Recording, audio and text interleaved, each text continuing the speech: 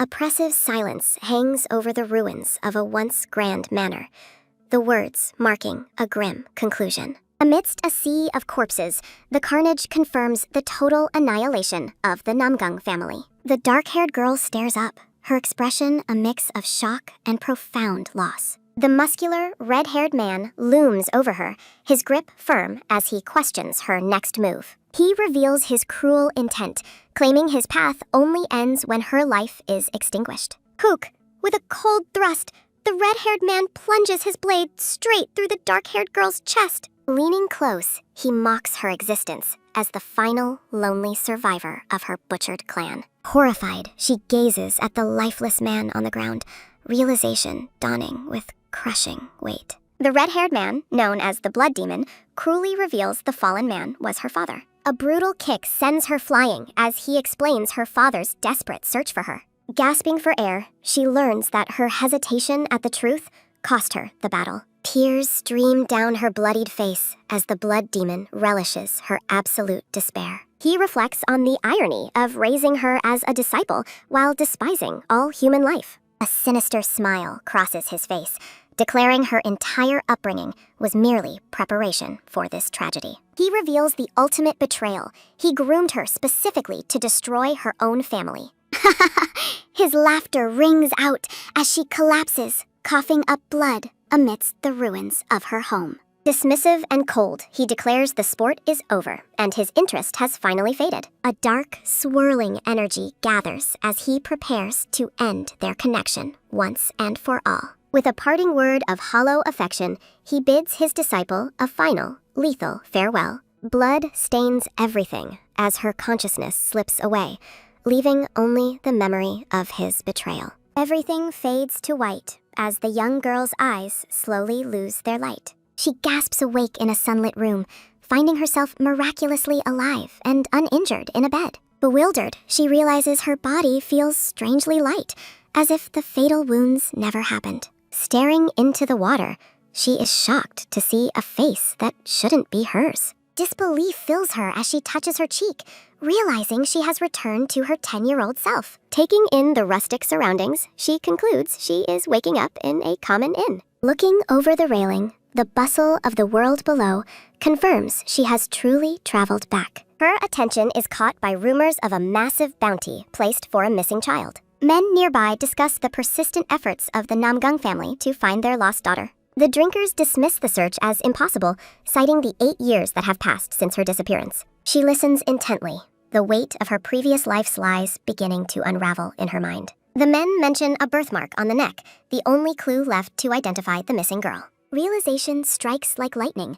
The pieces of her forgotten past finally begin to fit together. She understands now that the scar on her neck was a calculated lie by the Blood Demon. She recognizes that her suppressed memories were the result of his dark energy influencing her mind. Standing before her former home, she vows to stop the Blood Demon before he destroys the world. With newfound purpose, she decides it is time to return and reclaim her true identity. Under a bright blue sky, the memories of the hometown she once destroyed fuel her resolve. Walking toward the distant town, the name Namgung echoes the legacy she must now protect. Her focus momentarily shifts to a vendor selling colorful, candied fruit on the street corner. The sparkling treats captivate her, a small moment of childhood wonder in her mission. She approaches the vendor, her curiosity piqued by the simple joy of the sweet snack. The scene shifts to the imposing gates of the Black Cloud Gang's stronghold in Naknam County. A sharp knock sounds against the heavy wooden doors as she demands an audience. Still munching on her treat, she waits calmly for the guards to respond to her presence. When the guards mock her,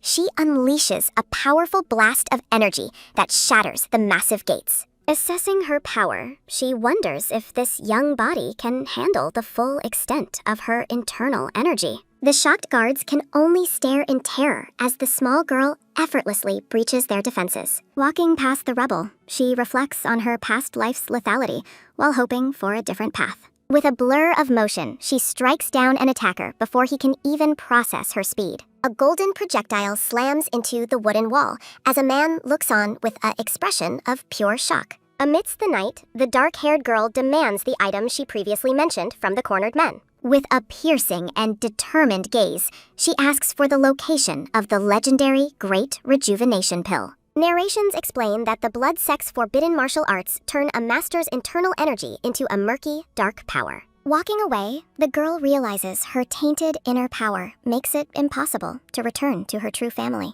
She resolves to steal the secret elixir that the Shaolin and Manhwa sects were secretly trading. While she contemplates cleansing her chi, a nearby warrior trembles as he senses her overwhelming killing aura. A masked man in brown robes bows respectfully, acknowledging her presence within the Black Cloud Gang's territory. Keeping his head lowered, the masked guide politely asks the young master to follow him into the stronghold. She follows the guard through the compound as he announces that the gang lord is waiting for her. Ilhwa, the young master of Firebird Tower, sits formally before the gang lord of the Black Cloud Gang. The brown-haired gang lord mocks her, surprised to find that the famous master is just a young girl. Sitting on a high throne, the gang lord questions why she remains so headstrong despite her display of etiquette. A heavy and tense silence descends upon the room as Ilhwa and the gang lord lock eyes. While she remains still, Ilhwa mentally notes the number of elders and subordinates surrounding her in the hall. A white-haired elder bows deeply, apologizing for the lord's rudeness. Ilhwa offers a polite threat disguised as hospitality, but the gang lord feels insulted by her perceived arrogance. Subordinates draw their swords as Ilhwa warns the gang lord against making a foolish choice that will end lives. She coldly declares that his men will perish if they attempt to stop her from taking the pill. Infuriated by her demands, the gang lord declares that she will be the one to lose her life. In a blur of speed, Ilhwa draws her blade and begins carving through the guards with lethal precision. Arg! Her sword finds its target as the masked guards scream in agony under her relentless and swift assault. Blood splatters the floor as the young master moves like a shadow, striking down every attacker in her path. She spins through the air, her sword a continuous arc of death that shatters the defense of her enemies. A guard lunges with a polearm, but Ilhwa's reaction time is far beyond any skill he has ever encountered. Wah! The attacker gasps in total disbelief as she vanishes from his sight and reappears behind him. Standing over the fallen, she reminds them that she gave them a clear chance to avoid this slaughter. With a single, devastating swing, she mows down the remaining subordinates, leaving a trail of blood and ruin. The gang lord panics, shouting for his men to kill her as the elders watch the carnage in horror. Thwack! The gang lord wonders if his arrogance blinded him to the fact that she is no ordinary child. He realizes too late that the rumors of the Firebird Tower's master were not exaggerations, but a grim warning. Despite their numbers, the guards are powerless to stop her as she continues her cold and efficient massacre. The gang lord's heart sinks with terror as he meets the unwavering, icy gaze of the young master. She stands alone among the bodies of his elite warriors, her presence radiating a suffocating and dark energy. Sweating and trembling, the gang lord concludes that she must be an old master who has returned to youth. Overwhelmed by fear and defeat, he cries out that he will hand over the item she desires. Wounded and cowering on the floor, the gang lord finally yields, promising to give her the secret elixir. Deep in the forest, a hand clutches the red pouch containing the legendary and powerful Great Rejuvenation Pill. Ilhwa reflects on how much faster the gang lord surrendered this time compared to her previous tragic life. She perches on a high branch, searching for a safe and quiet place to perform her chi circulation. Shh! She leaps through the trees, her movements so fluid and quiet that she leaves no trace behind. She suddenly stops and looks back, sensing that someone has been following her through the dark woods. A sharp burst of energy or a hidden blade cuts through the trees as she senses a nearby threat. Turning toward the brush, she demands that the hidden observer show themselves instead of lurking in the shadows. She waits with a focused expression, her hand ready for battle, as she scans the canopy for her pursuer. A man with long dark hair and a goatee laughs from a tree branch, praising her clever instincts. The mysterious man lounges comfortably above her, his relaxed posture hiding the aura of a truly formidable master. Ilhwa stares up in shock, recognizing the powerful and familiar presence of the man watching her from above. The narrator reveals him as Seb Mugwang, the Gale Wind Sword, and one of the Namgung family's greatest. Seb Mugwang leans in, his intense gaze fixed on Ilhwa as he threatens her life based on her next answer. Ilhwa stands her ground, her expression determined, despite the overwhelming presence of the powerful master before her. Ilhwa reflects on the irony of running into him while she was supposedly undercover, her gaze drifting toward the trees. Determined, the young girl prepares to perform a specific gesture, believing there is no other way to survive this encounter. Closing her eyes, Ilhwa speaks the name Seolhwa, a secret Sob Mugwang once shared with her in her past life. Sob Mugwang looks on with a bewildered expression, completely caught off guard by the name the child just uttered. He leaps down from the tree branch, questioning how a child could possess such an unpleasant and familiar aura. Sob Mugwang leans closer to her face, demanding to know her actual age after hearing her surprising and mature words. Ilhwa explains that she lost her early memories in an accident and can only estimate her age as 13.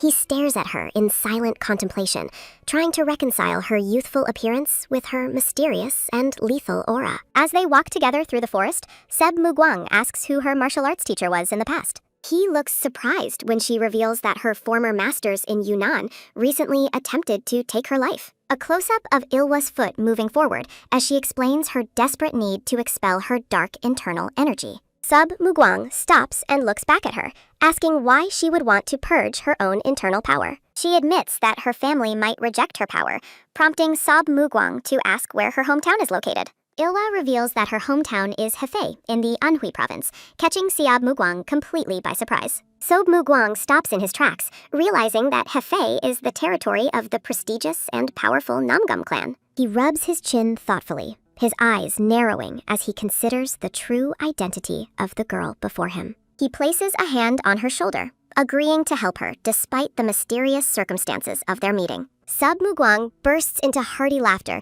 his mood shifting from suspicion to genuine amusement at the girl's boldness. He enthusiastically offers to act as her guardian during her dangerous rehabilitation breathing techniques to ensure her success. Ilhwa looks up at him, finding his sudden friendliness slightly annoying but potentially useful for her ultimate goal. In a flashback, the gang lord of the Black Cloud Gang cringes as a sword is held to his neck. A masked assassin demands to know where the stolen elixir was smuggled while the lord trembles in fear. The gang lord he gasps for breath as the assassins realize their target is far younger and more dangerous than they anticipated. The lead assassin turns away, his focused gaze revealing that their hunt for the mysterious girl has only just begun. Under the night sky, a group of shadowy ninjas leaps across the rooftops in pursuit of the young master. The gang lord slumps forward, exhausted and terrified, as the assassins finally leave his shattered stronghold. He collapses to the floor, panting heavily as he looks at the small, purple envelope Ilhwa left behind. A close-up reveals his sweating face and wide eyes as he whispers a final warning about the young mistress. Ilhwa warns the lord to tell his men to flee before the Hwaworu assassins arrive to destroy them. The gang lord questions her warning, confused since he already surrendered the item she originally demanded. She reveals that Mount Hua and Shaolin intend to subjugate his fortress, while Hwaru plays a deceptive game. Ilhwa warns the lord that the ultimate goal of his enemies is to kill him and absorb his power. Ilhwa stands firm, offering the gang lord a small package that contains his only hope for survival. A close-up of her hand holding the message, with instructions to act exactly as written in 7 days. Back in the present, Ilhwa looks out over a hidden training spot deep within the dense and silent forest. Seb Mugwang leads the way into the secluded clearing, noting that the thick woods make it a perfect hideout. Ilhwa asks why he would help a stranger, her curiosity piqued by his unexpected and sudden guardian role. Seb Mugwang ponders her question, trying to find the right way to explain his interest in her. He bluntly points out that he despises her dark energy and wants to see it completely purged. Sob Mugwang claps his hands together, praising her resolve to cleanse her power and find her rebirth. He offers a formal gesture of respect, his expression turning serious as he pledges his support to the girl. Ilhwa acknowledges his help, admitting that thanks to him, she found a safe place for her meditation. Sub Mugwang gives a warm and sincere smile, genuinely pleased to help the mysterious and determined young girl. Sub Mugwang pats her head, offering help while dismissively agreeing when she insists on training alone. As they continue walking, Seb Mugwang teases her about her stiff way of talking and lack of cuteness. He warns that her parents might be heartbroken if their long-lost child acts so cold and distant. Ilhwa smiles softly, finally acknowledging the wisdom in the master's playful words as they prepare for her training. The mysterious man asks about her favorite food, and Ilhwa admits her fondness for tangulu. Sab Mugwang chuckles, amused to find a glimmer of childlike innocence buried beneath her cold exterior. A warm smile spreads across Siab Mugwang's face as he looks upon the girl with newfound appreciation. He turns his gaze toward the sparkling forest, his presence calm as the surroundings glow with soft light. Ilhwa holds the pill, listening as the master offers a parting wish for them to meet again in life. Alone in the silence, she begins her meditation as a gentle shh echoes through the secluded clearing. Sitting in deep concentration, she feels a vast, profound internal energy wash over her like a boundless sea. Beads of sweat form as Ilhwa focuses her mind, determined to navigate the dangerous path of qi circulation. She visualizes the struggle, knowing that failure to purge the blood energy could lead to a fatal qi deviation. Wisps of blue energy swirl around her as she pushes herself to circulate her power faster and fiercer. With a sharp pa, her hands glow as she strives to erase every single trace of the corrupting blood energy. A massive pillar of light erupts as she funnels her power, her resolve unshakable despite the physical strain. A pained coop escapes her lips as the weight of the transformation begins to take a heavy toll. A thin trail of blood escapes her mouth, a testament to the stubborn and violent nature of her past power. She reflects on how the blood energy clings to her tenaciously, refusing to vanish despite her desperate efforts. Images of the blood demon haunt her thoughts as she continues to battle the influence that once controlled her. Her expression hardens with defiance, vowing that she will never be a puppet to that dark legacy again. Immersed in a vortex of brilliant blue light, she declares her refusal to let fate dictate her new life. Outside, Siab Mugwang waits patiently, chewing on a blade of grass while wondering when the child will emerge. He grows concerned, fearing that the girl's complex meridians might have twisted or succumbed to a qi deviation. His worry vanishes into a laugh as he senses her approach, marveling at the sheer incredible nature of the kid. Ilhwa walks out from her training, her clothes dusty but her gaze clear, and her spirit completely renewed. Sab Mugwang stretches and praises her success, while she offers sincere thanks for his role as her guardian. With a swift motion, he holds out a plain brown paper bag, offering it to her as a celebratory gift. She questions the contents, while he urges her to open it, happy she survived the perilous energy cleansing. Sub Mugwang notes with quiet shock that she didn't just expel the darkness, but built up her own internal energy. Ilhwa peers curiously into the bag, her intense focus shifting toward the unexpected present from the powerful master. Her eyes widen with delight as she pulls out a glistening tanghulu, her cheeks flushing with rare, childlike joy. Sub Mugwang smiles warmly, expressing his own gratitude that she made it through the ordeal alive and well. He suggests heading to a nearby village for a soak, noting she hasn't bathed in 3 full days. With a sudden whoosh, he scoops her up, leaving her stunned as she realizes 3 days have already passed. He laughs heartily while carrying her, asking if she's hungry after her long and grueling sessions of meditation. Promising to introduce her to the local specialties of Hefay, he warns her to hold on tight for the journey. They blur through the forest in a display of incredible speed, leaping across the terrain like a gust of wind. A swift pa marks their progress as they navigate the dense trees, moving toward the edge of the woods. They soar through the air, Ilhwa clutching her treat while the world passes by in a streak of motion. They finally reach the bustling territory of Hefay, the village lights glowing under the quiet evening sky. A steaming spread of fresh dumplings and noodles appears, looking absolutely delicious under the bright tavern lights. At the inn, Sub Mugwang slurps his noodles enthusiastically, encouraging her to eat her fill of the large portion. Ilhwa stares at the food with a blank expression, claiming she has lost her appetite after eating the tanghulu. She looks down at her bowl with a disappointed pout, seemingly unimpressed by the common inn food. Sab Mugwang asks her what she thinks the most common food is, preparing to share a bit of culinary wisdom. With a quick tsk, he breaks a dumpling open, explaining how difficult it is for simple dishes to become famous. He claims the taste is so good it reveals the afterlife, though Ilhwa dryly notes she's already seen it. He urges her to try a bite, confidently predicting she will be begging for more when she tastes it. Her eyes sparkle with sudden, intense flavor as the first bite of the specialty dish crosses her lips. Sab Mugwang beams with pride, asking if the taste is as fantastic as he promised it would be. Abandoning her cold demeanor, Ilhwa begins eating at a frantic pace, her hunger finally getting the better of her. He reaches out and gently pats her head, watching with a fond smile as she devours the meal. With her cheeks puffed out, Ilhwa enjoys a hearty meal, completely absorbed in the delicious flavors before her. Under the village lights, they bid farewell to the tavern staff after finishing their satisfying and long-awaited feast. Sub Mugwang stands on a rooftop overlooking a bustling courtyard,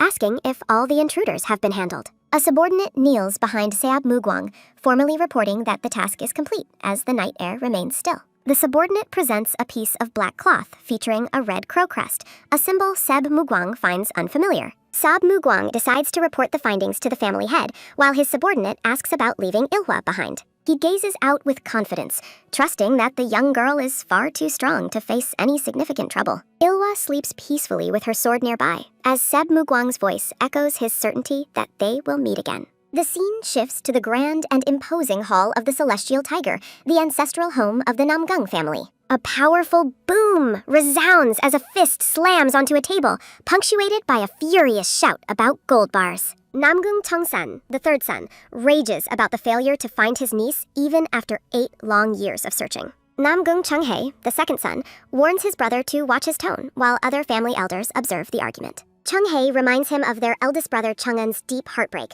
urging Cheongsan to show more respect for their family. Cheongsan complains that their eldest brother's absence has forced the second son to shoulder all the family's heavy burdens. The lord of the Namgung family, Namgung Muchan, commands silence as his powerful presence dominates the entire grand hall. Cheongsan immediately bows his head in submission, acknowledging his father's authority while the atmosphere in the room turns heavy. Muchian acknowledges the difficulty of the past 8 years since his eldest son left to find his lost daughter. 2 elders watch the exchange, noting that the position of young lord has remained vacant for far too long. Muchian asks if Cheongsan resents his brother, but the son claims he only wishes for his brother's safe return. The Sword Sovereign questions if any father could truly give up on a child whose fate remains completely unknown. Cheongsan bows again, admitting that he was short-sighted in his frustrations regarding the family's ongoing search for the girl. Muchen warns his son not to speak so carelessly before sighing at the troublesome nature of the current situation. The Lord ponders the growing discontent within the household, realizing that Cheongsan is likely not the only one frustrated. He suspects that someone may be manipulating the easily swayed Cheongsan to voice their own hidden and selfish intentions. A rhythmic tap, tap sounds as Muchian considers how to prevent this brewing internal conflict from festering any further. His fingers continue to drum against. Sob Mugwang stands silently behind the Lord, his presence a calm shadow in the large and quiet meeting hall. With a simple command, Muchian dismisses the others, leaving him alone with his trusted and powerful ally, Sub Mugwang. He asks if the child has arrived, and Seb Mugwang confirms that a cute but prickly girl is coming. The general manager of the family, Namgung Moon, appears, looking curious about the sudden end to the formal meeting. Sub Mugwang notes that the meeting concluded because of her, signaling that the long-awaited girl is finally approaching them. Ilhwa walks calmly into the grand hall, her determined expression framed by visions of delicate white flowers and light. General Manager Mun stares at her in shock, his eyes widening as he recognizes a familiar likeness in her appearance. In a warm flashback, a younger Moon joyfully carries a tiny, laughing Ilhwa through a garden filled with blossoms. Overcome with emotion, Moon begins to weep, his face contorting with joy as he recognizes his long-lost young lady. A quiet sniff, sniff, comes from the manager as Sub Mugwang dryly advises him not to jump to conclusions. Sab Mugwang watches the scene with a faint, knowing smile, pleased to see the beginning of the girl's homecoming. Ilhwa stands firmly in the center of the hall, her presence small but unyielding before the powerful leaders of Namgung. She feels a heavy, suffocating pressure emanating from the old man, realizing he is the legendary heavenly dragon sword sovereign. The Lord's aura feels as dangerous as facing a dragon's claws, marking him as one of the world's absolute masters. A sudden gulp marks her nervousness, but she steels her resolve, reminding herself he is not an enemy today. With a graceful and formal bow, Ilhwa offers her respectful greetings to the formidable lord of the Namgung family. Manager Moon clears his throat and asks for her name, to which she simply responds that they call her Ilhwa. He asks if she is the missing child, noting that the birthmark on her nape cannot yet be confirmed. Ilhwa explains she knows nothing of marks, only her lingering memories of growing up within the massive Namgung household. Mun leans in with intense curiosity, asking the girl to describe those childhood memories in more detail for the court.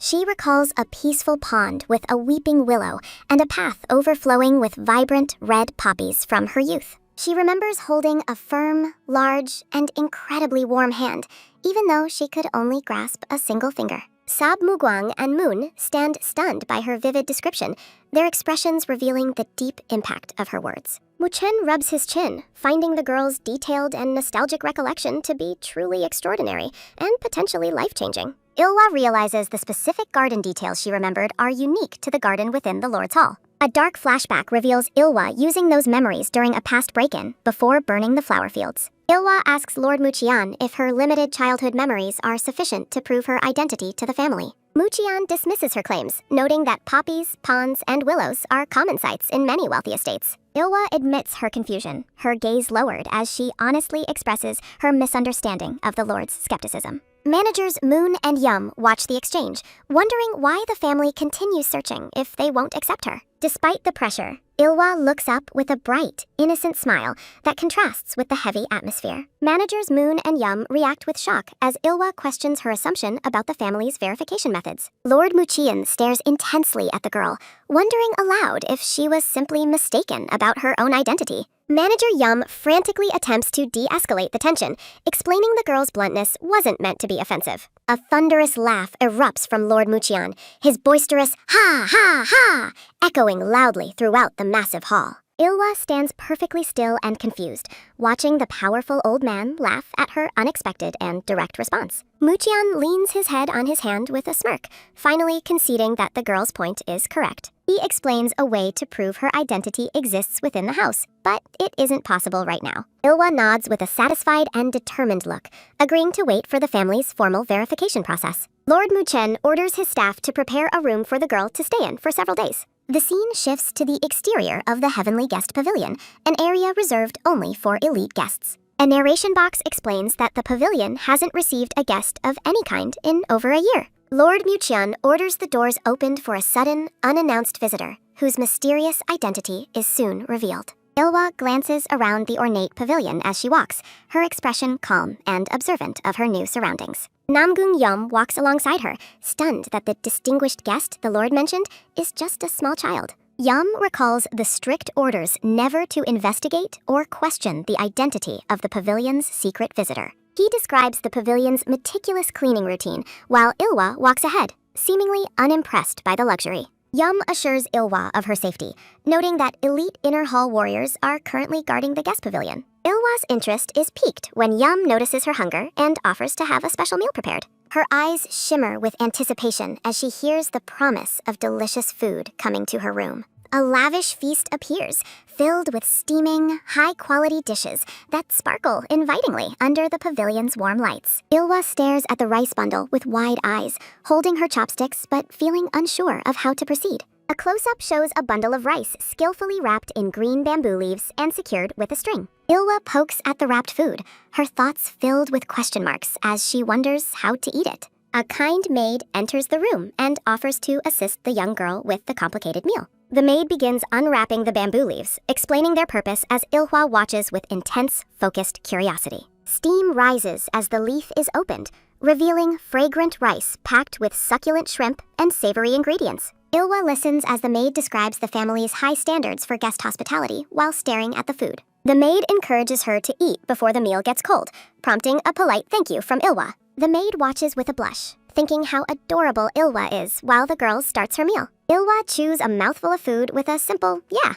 her cheeks puffed out from the delicious flavors. After finishing her large meal, Ilhwa lies on the bed, blinking sleepily as she worries about overeating. She turns her head toward the side, her expression shifting back to a more serious and thoughtful state. Ilhwa reflects on finally arriving at the Namgung estate, the place that has haunted her long-lost memories. She looks at a maid by the pond, noting that everything feels familiar, yet strangely different from her past. A close-up of her eye highlights her internal struggle as she reconciles her memories with the present. A dark flashback reveals an older Ilhwa demanding the family's secret manual from a bloodied, gasping man. The man defiantly screams his refusal to betray the Namgung family, begging her to just kill him instead. Ilhwa lunges forward with a sword, her face twisted in a vengeful snarl as she promises absolute retribution. She taunts the man's loyalty, threatening to tear off his limbs to see if his resolve remains unbroken. A violent slash marks the air as blood spatters across the scene in a brutal display of past violence. The dark-haired girl looks down with red eyes, coldly dismissing the man's sacrifice as a completely futile struggle. Covered in blood, she questions the motives of the loyal family members as she stares at the carnage. Ilhwa sits alone on the edge of her bed, clutching her chest tightly as her sheathed sword rests nearby. A soft kung sounds as the young girl presses her hand against her heart, her expression filled with inner turmoil. Ilhwa lies down on the bed with a weary sigh, whispering to herself that the tragedy hasn't happened yet. Within the quiet, heavenly guest pavilion, she resolves to stop the future she remembers, her small frame dwarfed by the room. In the grand hall, Moon asks the Lord if the child truly interfered in the affairs of Hwasan and Shaolin. Yam confirms the secret pill trade reports while the three leaders discuss how complicated the situation has become. Yam notes the Black Cloud Gang's surprising weakness, having been single-handedly overturned by a mere young girl. Moon points out the discrepancy in strength, suspecting another party helped defeat Hwasan's elite and steal the pills. Lord Muqian remains silent in deep contemplation, his hands clasped before his face, as the managers watch him expectantly. Mun and Yum observe the silent lord, with Yum waving his hand to see if he is even listening. The managers believe the lord's caution stems from his strategic insight into the major regional powers involved in the reports. In a humorous moment, Muchen mentions Ilhwa's resemblance to him since birth, causing both Moon and Yum to panic. Muqian nods, admitting he finally sees the resemblance now that the child has grown, leaving his subordinates utterly confused. Mun and Yum question the Lord's sudden certainty, suggesting it is far too early to confirm her as his granddaughter. A soft chalang sounds as Yum holds up a small cup, reflecting on the value of a single shared drink. Muqian sips his tea with a huljak sound, insisting he would never fail to recognize one who shares his blood. Mun stares at the Lord in stunned silence, his blank expression conveying his shock at the bold, intuitive claim. Muchen grips the table with a firm quack sound, declaring that simple blood recognition is far from enough for the family. Yum places his cup down with a sharp talk and reports his subordinates are currently investigating the Firebird Tower. Moon leans forward with a frown, questioning if the child might harbor some hidden, ulterior motive against the Namgung. Yum stares off into the distance in silence, his expression becoming grim as he considers the girl's mysterious past. Yum admits his skepticism, remembering Ilhwa was once the young mistress of the suspicious and unknown Firebird Tower faction. Dark visions of Ilhwa's silhouette emphasize the uncertainty of whether her heart truly belongs to the Namgung bloodline. Yom questions if her desire to return home is merely a lie, his gaze heavy with suspicion and doubt. Yam clenches his fist, admitting he couldn't have performed her feats as the Lord and Mun listen intently. Yum bursts into a cheerful laugh with a sudden tuk sound, his earlier suspicion replaced by a wide, admiring grin. Mun teases the blushing Yum about his sudden attachment, noting that he seems to find the girl quite endearing. Mun suggests the Lord should directly confront the child about the Hwasan affair to resolve their lingering distrust. Muqian strokes his chin, considering a meal invitation as the perfect. With a hearty tuk sound, Lord Muqian laughs warmly at the joyful prospect of sharing a meal with his granddaughter. Back in her room, Ilhwa sits in a meditative pose as a swirling shoo of blue energy surrounds her. Pure energy circulates through Ilhwa's body, refreshing her meridian points with a nature different from the dark blood arts. Ilhwa inhales with a focused hup sound, finding this pure energy much easier to control than her previous wild power. She realizes her past life experience will allow her to reach the high Hwagyang stage much faster this time. A powerful siu sound marks Ilhwa's intense focus as she commits to regaining her strength within the pavilion. A sudden miamchit flinch stops Ilhwa as she senses a presence approaching her door, interrupting her cultivation. Ilhwa opens her eyes, realizing she must not recklessly increase her energy before formally learning the family's internal techniques. She exhales with a soft whew sound, deciding not to break the fragile trust she has yet to fully earn. Ilhwa stands up with a suk sound, resolving to hide her past life knowledge to maintain her innocent facade. A do-roo-rook sliding door sound reveals a surprised maid entering the guest pavilion to attend to the young lady. The maid offers to escort Ilhwa to a private trading ground, but the curious girl inquires about other options. With a respectful kyubok bow. The maid explains that guests can freely use any training grounds in the outer hall. Ilhwa decides to train her external arts alone, hoping to practice her swordsmanship without drawing unnecessary attention or suspicion. Walking with a steady jobok sound, Ilhwa heads toward the public training grounds to practice among the other trainees. She reasons that if she uses Namgung techniques, she can claim she was simply copying what she saw. Ilhwa reaches the training area, surprised that the family allows outsiders to witness a portion of their elite training. Peeking from behind a pillar with a quiet suk sound, Ilhwa arrives at her destination to observe the practitioners. A group of trainees shouts a rhythmic chak and ha while performing the Dayan sword style's first form. The practitioners move in unison, their wooden swords striking the air with sharp pat and tayawak sounds. Ilhwa watches intently as a trainee lets out a fierce ha while lunging forward with his practice sword. Ilhwa watches the training, reflecting that these disciplined disciples are the roots that support the Namgung family's future strength. She observes the trainees' clean movements and dedication, yet her keen eyes sense a fundamental lack of true martial depth. A close-up highlights her skepticism as she notes they have only learned the movements, not the true essence of the sword. Ilhwa lets out a long, weary sigh, feeling disappointed that these warriors would likely perish instantly on a real, bloody battlefield. Deciding to focus on her own path, she walks toward a weapon rack to select a suitable practice sword for herself. A sharp, sudden call stops her mid-reach as someone notices her presence at the restricted and elite guest training area. A brown-haired man in training robes approaches with a heavy jab-byuk sound, demanding to know why she is touching their equipment. The man looks down at Ilhwa with a mix of suspicion and annoyance as he nears the rack, questioning her motives. He dismisses her as a mere attendant, comparing her unfavorably to the official trainees who are practicing in the background. He scratches his head dismissively, labeling her as one of the failures from the recent warrior exam, or a low-level servant. Ilhwa stares blankly as he warns her that sneaking around won't help her learn the true way of the sword. He swings his practice sword with a sharp pat sound, lecturing her that martial arts cannot be mastered through simple mimicry. With a dismissive wave, he orders her back to her cleaning duties before she gets hurt by a stray wooden splinter. Angered by the disrespect, Ilhwa ignores his command and defiantly grabs a wooden sword from the rack with a sharp whick sound. The man shouts at her insolence, but Ilhwa expertly dodges his sudden, clumsy swipe with an effortless and graceful move. He screams in a rage, demanding respect, while his face turns beet red from her cold, silent, and incredibly insulting treatment. He threatens to find her supervisor, but Ilhwa remains calm, her face shadowed in a dark, serious, and deeply intimidating expression. A close-up of Ilhwa's glow, the man recoils in sudden shock, unnerved by the terrifying and intense glare coming from the small girl. Gritting his teeth, he lunges forward, but Ilhwa delivers a swift, spinning kick that catches him completely off guard. The man gasps in pure shock with a soft, "Huh?" as he realizes he's been struck by someone he thought powerless. A sudden, heavy crash sounding, the man tumbles onto the training grounds, unable to keep up with her. Ilhwa walks away with a steady jobok sound as he lies dazed, questioning how a mere child could possibly defeat him.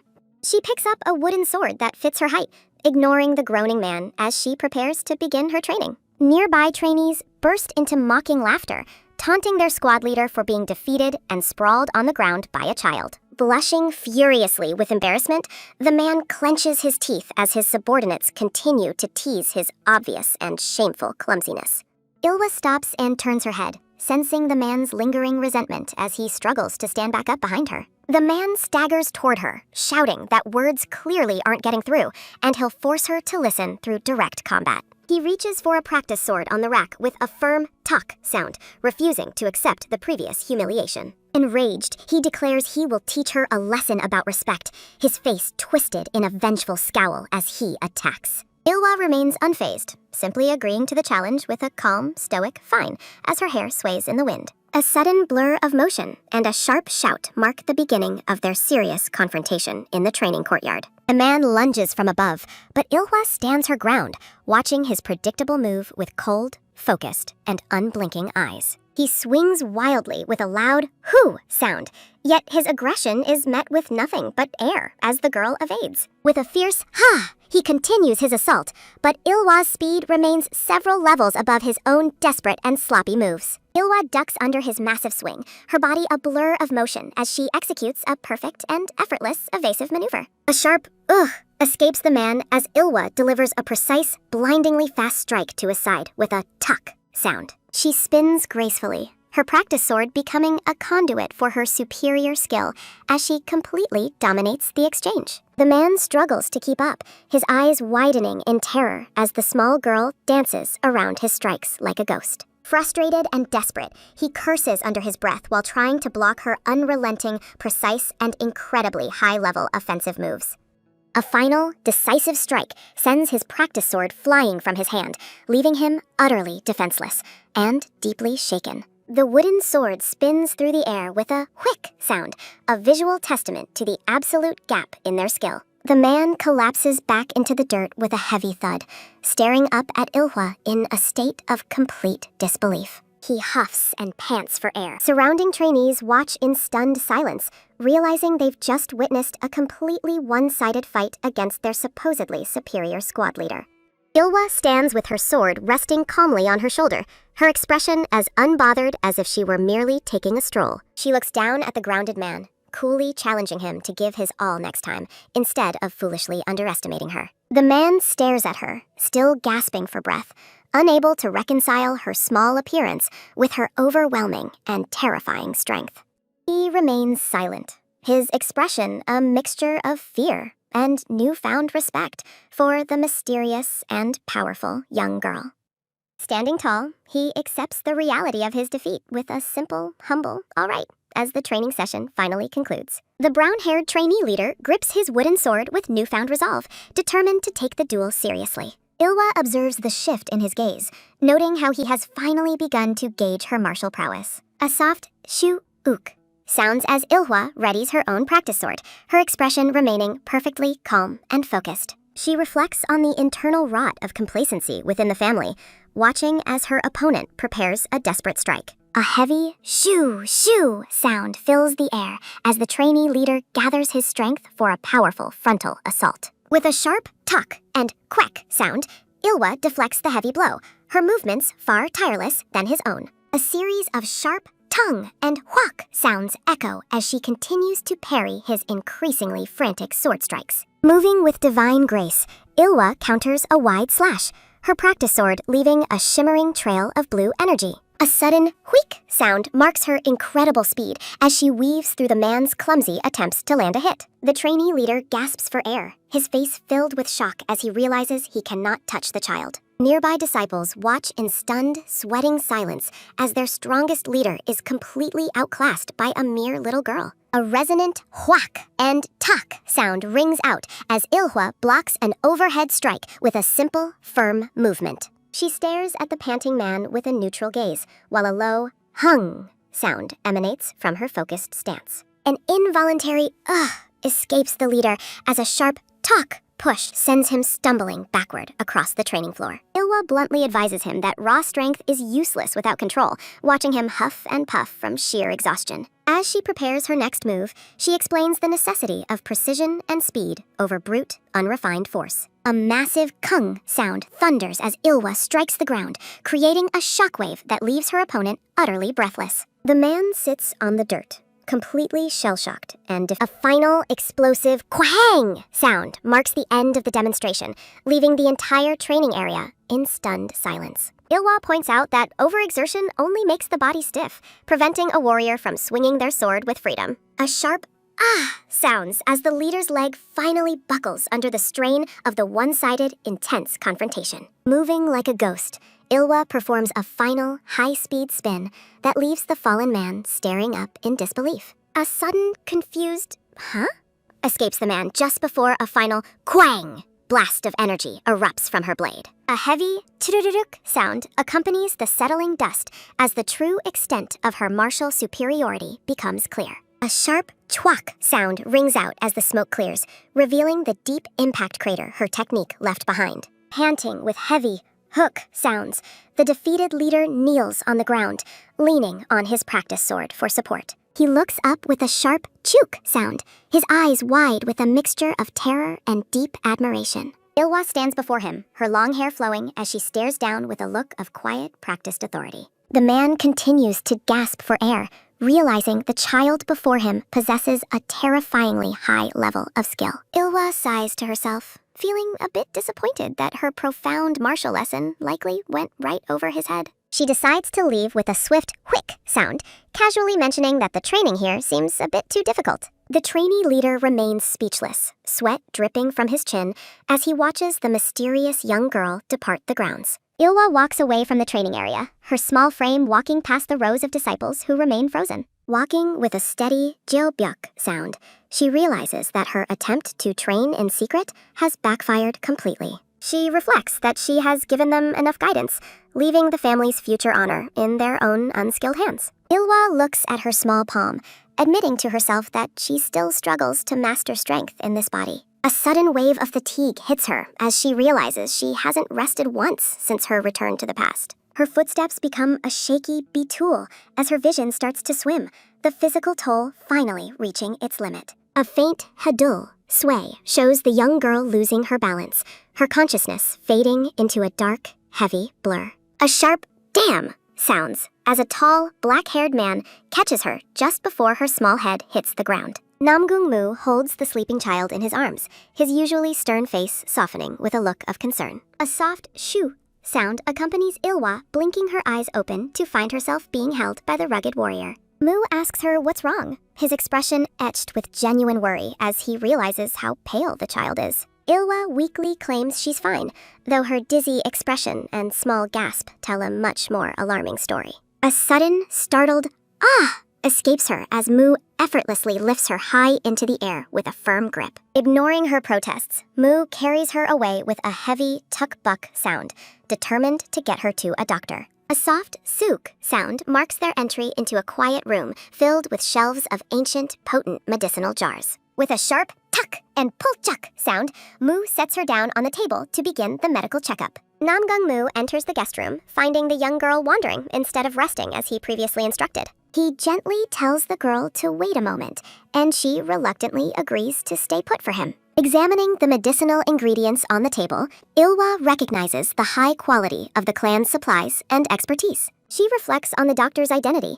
wondering if they abandoned the clan after its downfall in her previous life. A soft tap sounds as Ilhwa steps forward, reasoning that an outsider has no incentive to remain loyal. A woman with green hair and a beauty mark laughs softly, her playful presence suddenly filling the medicinal room. Startled by the sudden intrusion, Ilhwa turns around with wide eyes as the stranger's curious gaze meets her own. Surrounded by an aura of flowers, the green-haired woman giggles at the young girl's surprised and cautious expression. The woman leans in closely, asking for the girl's name since she does not recognize her unfamiliar face. Comparing her to a small kitten, the woman teases Ilhwa for her flustered and defensive reaction to the meeting. A dark, foreboding vision of death and floating bodies clouds Ilhwa's mind as she senses a familiar, murderous darkness. She identifies the woman as an infamous assassin who specialized in poison and took pleasure in cruel, ruthless slaughter. A close-up reveals the green-haired woman's cold emerald eyes and the distinctive dark mole beneath her lower lip. Ilhwa's blood runs cold as she realizes this is Dokwul, the feared head of the Blood Sect's medical hall. Namgung Mu ignores the tension, telling Dokwul to check the girl's pulse while she questions his unusual level of concern. When Dokwul reaches out her hand, Ilhwa recoils with a sharp, involuntary flinch, her instincts screaming out a warning. A sharp movement cuts through the air as the young girl instinctively defends herself against the doctor's approaching hand. Glaring with intense hostility, Ilhwa warns the green-haired woman not to lay a single finger on her small body. Mu insists on the examination, but Ilhwa stubbornly refuses, claiming she is perfectly healthy and needs no pulse check. She worries that if Dokwul is currently a spy for the Blood Demon, she might attempt an immediate assassination. Mu crouches down, apologizing for his forcefulness, but begging her to at least undergo a basic medical examination. He vouches for the doctor's skill, while Dokwul playfully asks the girl to address her as a big sister. Pointing out her lack of rest, Mu expresses genuine worry, leaving Ilhwa momentarily speechless by his uncharacteristic kindness. Ilhwa freezes when he tries to bribe her with sweets, her stoic facade wavering at the childish, tempting offer. She realizes she cannot refuse without raising suspicion, as a simple pulse check seems harmless to any normal observer. With a heavy, tired sigh, she finally relents, while Namgung Mu watches her with a mixture of amusement. She concludes that Dokwol cannot strike while the powerful warrior is watching her every move within the hall. The green-haired woman settles onto a mat, promising a quick look as she begins the physical medical assessment. Dokwol gently takes the young girl's wrist, and a faint hum of energy begins to circulate between them. A swirling flow of blue energy emanates from the doctor's touch as she probes the child's internal meridian channels. The examination intensifies, the flow of energy becoming more pronounced as Dokwol searches for the source of her fatigue. Telling her to endure a moment of discomfort, the doctor sends a sharp pulse of power into Ilhwa's arm. Reacting with terrifying, explosive speed, Ilhwa lunges forward and grips the doctor's throat in a deadly, crushing hold. A strangled "ugh" sound escapes Dokwol as she is pinned by the child's unexpectedly violent and precise counterattack. Surrounded by a dark red aura, the girl demands that the woman let go of her hand immediately. While Ilhwa accuses her of murder, Mu interjects that the doctor was only using standard diagnostic inner energy. A low hum of energy remains as the girl slowly releases her grip, still deeply suspicious of the woman. A soft tap sounds as Dokwol touches her bruised neck, a look of stunned disbelief crossing her face. Rubbing her sore throat, the green-haired woman laughs it off, admiring the sharp claws of her little patient. Mu watches intently, realizing the girl's killing intent was far too refined for an ordinary child her age. He observes her kneeling posture,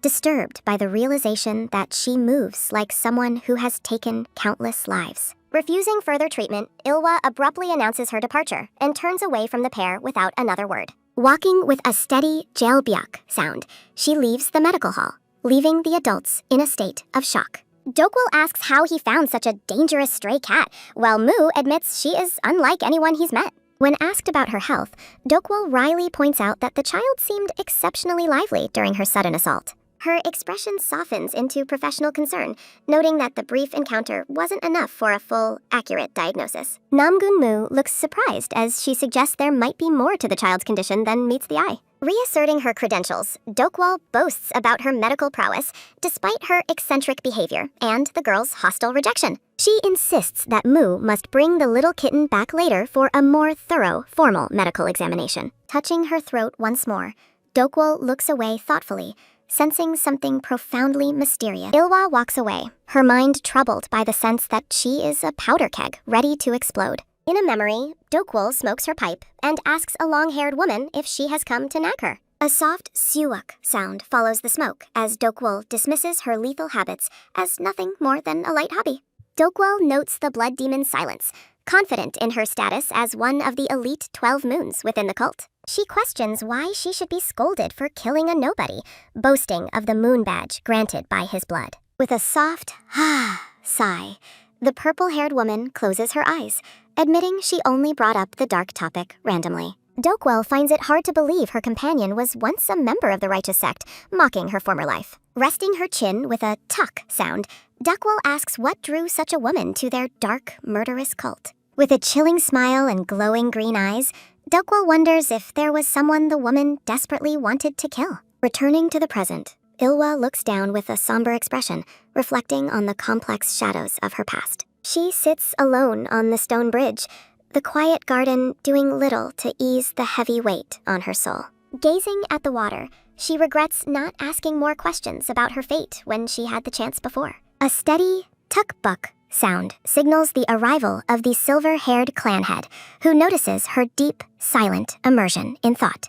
The older man watches her closely, his face a mask of calm authority as he approaches the contemplative young girl. Bowing with a polite tuck sound, Ilhwa greets the head of the Namgung Clan, who finds relief in her peaceful surroundings. Ilhwa is taken aback when her grandfather mentions he already knows about the earlier confrontation at the training grounds. He notes the ambition of the Red Dragon unit trainee went too far when he drew a sword against her. Ilhwa brushes it off, explaining she wasn't hurt, while he reminds her that a true swordsman must always think first. He asks if her lack of fear stems from her strength, acknowledging that true power isn't just about internal energy. A hearty, hey, laugh escapes the old man as he finds himself agreeing with the child's surprisingly mature perspective. His expression softens into a look of deep regret, wishing that she wasn't his granddaughter so he could avoid this. Standing tall, he admits his only wish was for her to grow up far from the horrors of war. In a dark, symbolic vision, he claims to see the blood on her hands and the resentment she forced herself to bear.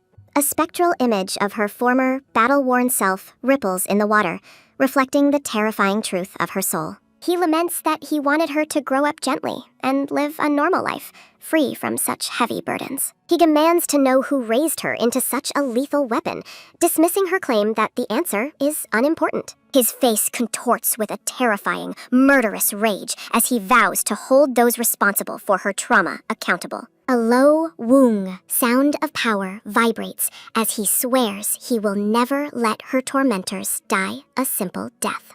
A violent chwak swirl of blue energy erupts around him, marking his absolute refusal to forgive those who hurt her. Watching the blue energy dance with a soft wheek sound, Ilhwa wonders how he would react if she wasn't his kin. She stares at him with wide, curious eyes, pondering the consequences of revealing her true, ancient identity to him.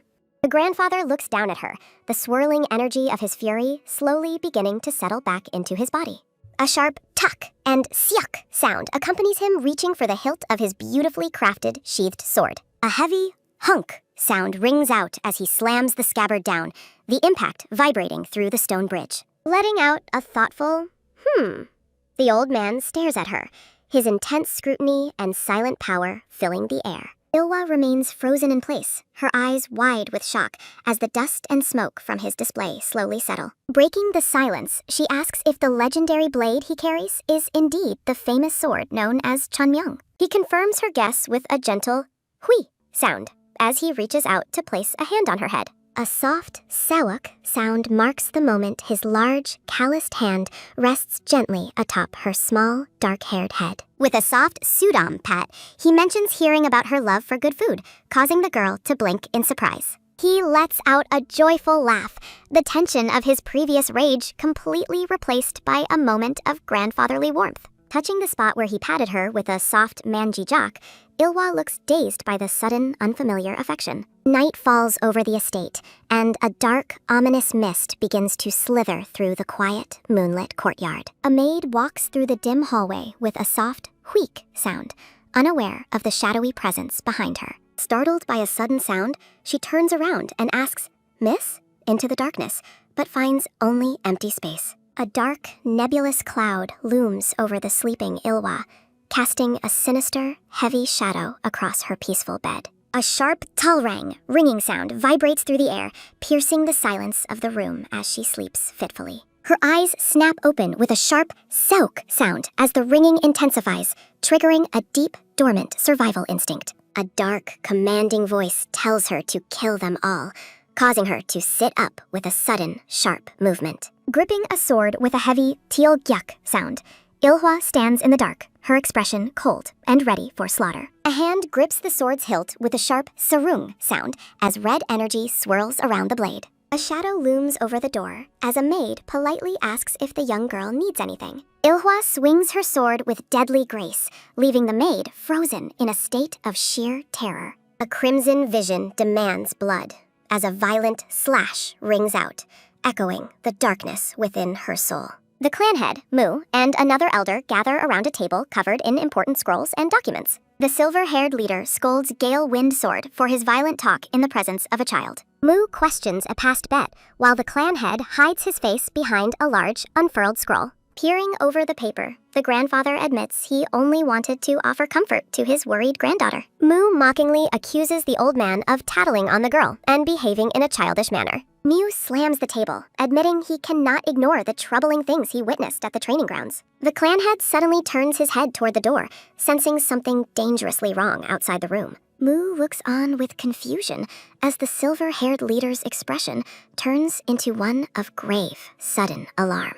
A close-up reveals the clan head's growing unease as he detects a disturbing scent lingering in the air. With a look of absolute focus, the silver-haired man declares that he can smell the scent of blood. He rushes out of the room with heavy, rapid footsteps, determined to find the source of the smell. The pair confronts a startled maid whose robes are visibly stained with fresh, dark red blood. Looking stern and demanding, the clan head asks the girl whose blood she is carrying on her clothes. The maid trembles and looks down at the stains, struggling to find the words to explain the situation. Inside the hall, the maid explains that the stains belong to the visiting VIP guest under their care. Ilhwa avoids eye contact, claiming she accidentally injured herself during a late-night practice session. She bows her head in a humble apology, expressing deep regret for causing her family such worry. The grandfather explains he created a sound barrier, encouraging her to be completely honest about what happened. The dark-haired girl sticks to her story, insisting that she simply mishandled her sword in the dark. He gently takes her bandaged arm, noticing with concern that the bleeding hasn't completely stopped yet.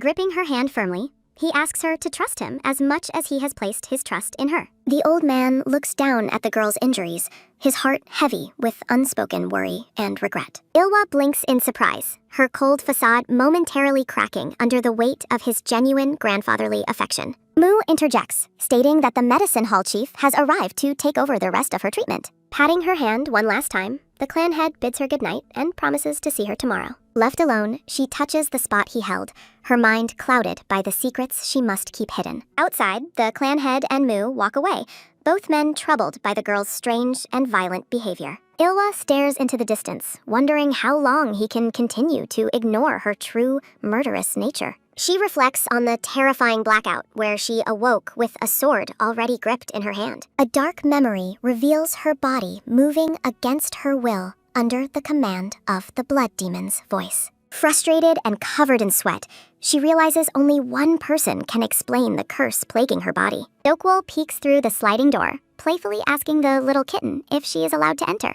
The green-haired doctor smiles warmly, unaware of the deep internal struggle the young girl is facing. Dokwol begins burning incense to help ease the pain before starting a more thorough medical examination. Mu stands near the door with his arms crossed, his expression uncharacteristically serious as he watches them. The doctor laughs brightly while applying medicine, praising the girl for her incredible bravery during the process. Glancing sideways, Ilhwa reveals there is another, more serious injury that needs to be checked immediately. A comedic "what?" of surprise escapes the adults as they react with shock to the news of another wound. Mu rushes toward her with wide eyes when she mentions the hidden injury is on her abdomen. He comes to a sudden halt, frozen by the realization that the wound is in a sensitive area. Dokwol jokingly asks if he wants her to leave so he can get a better look himself.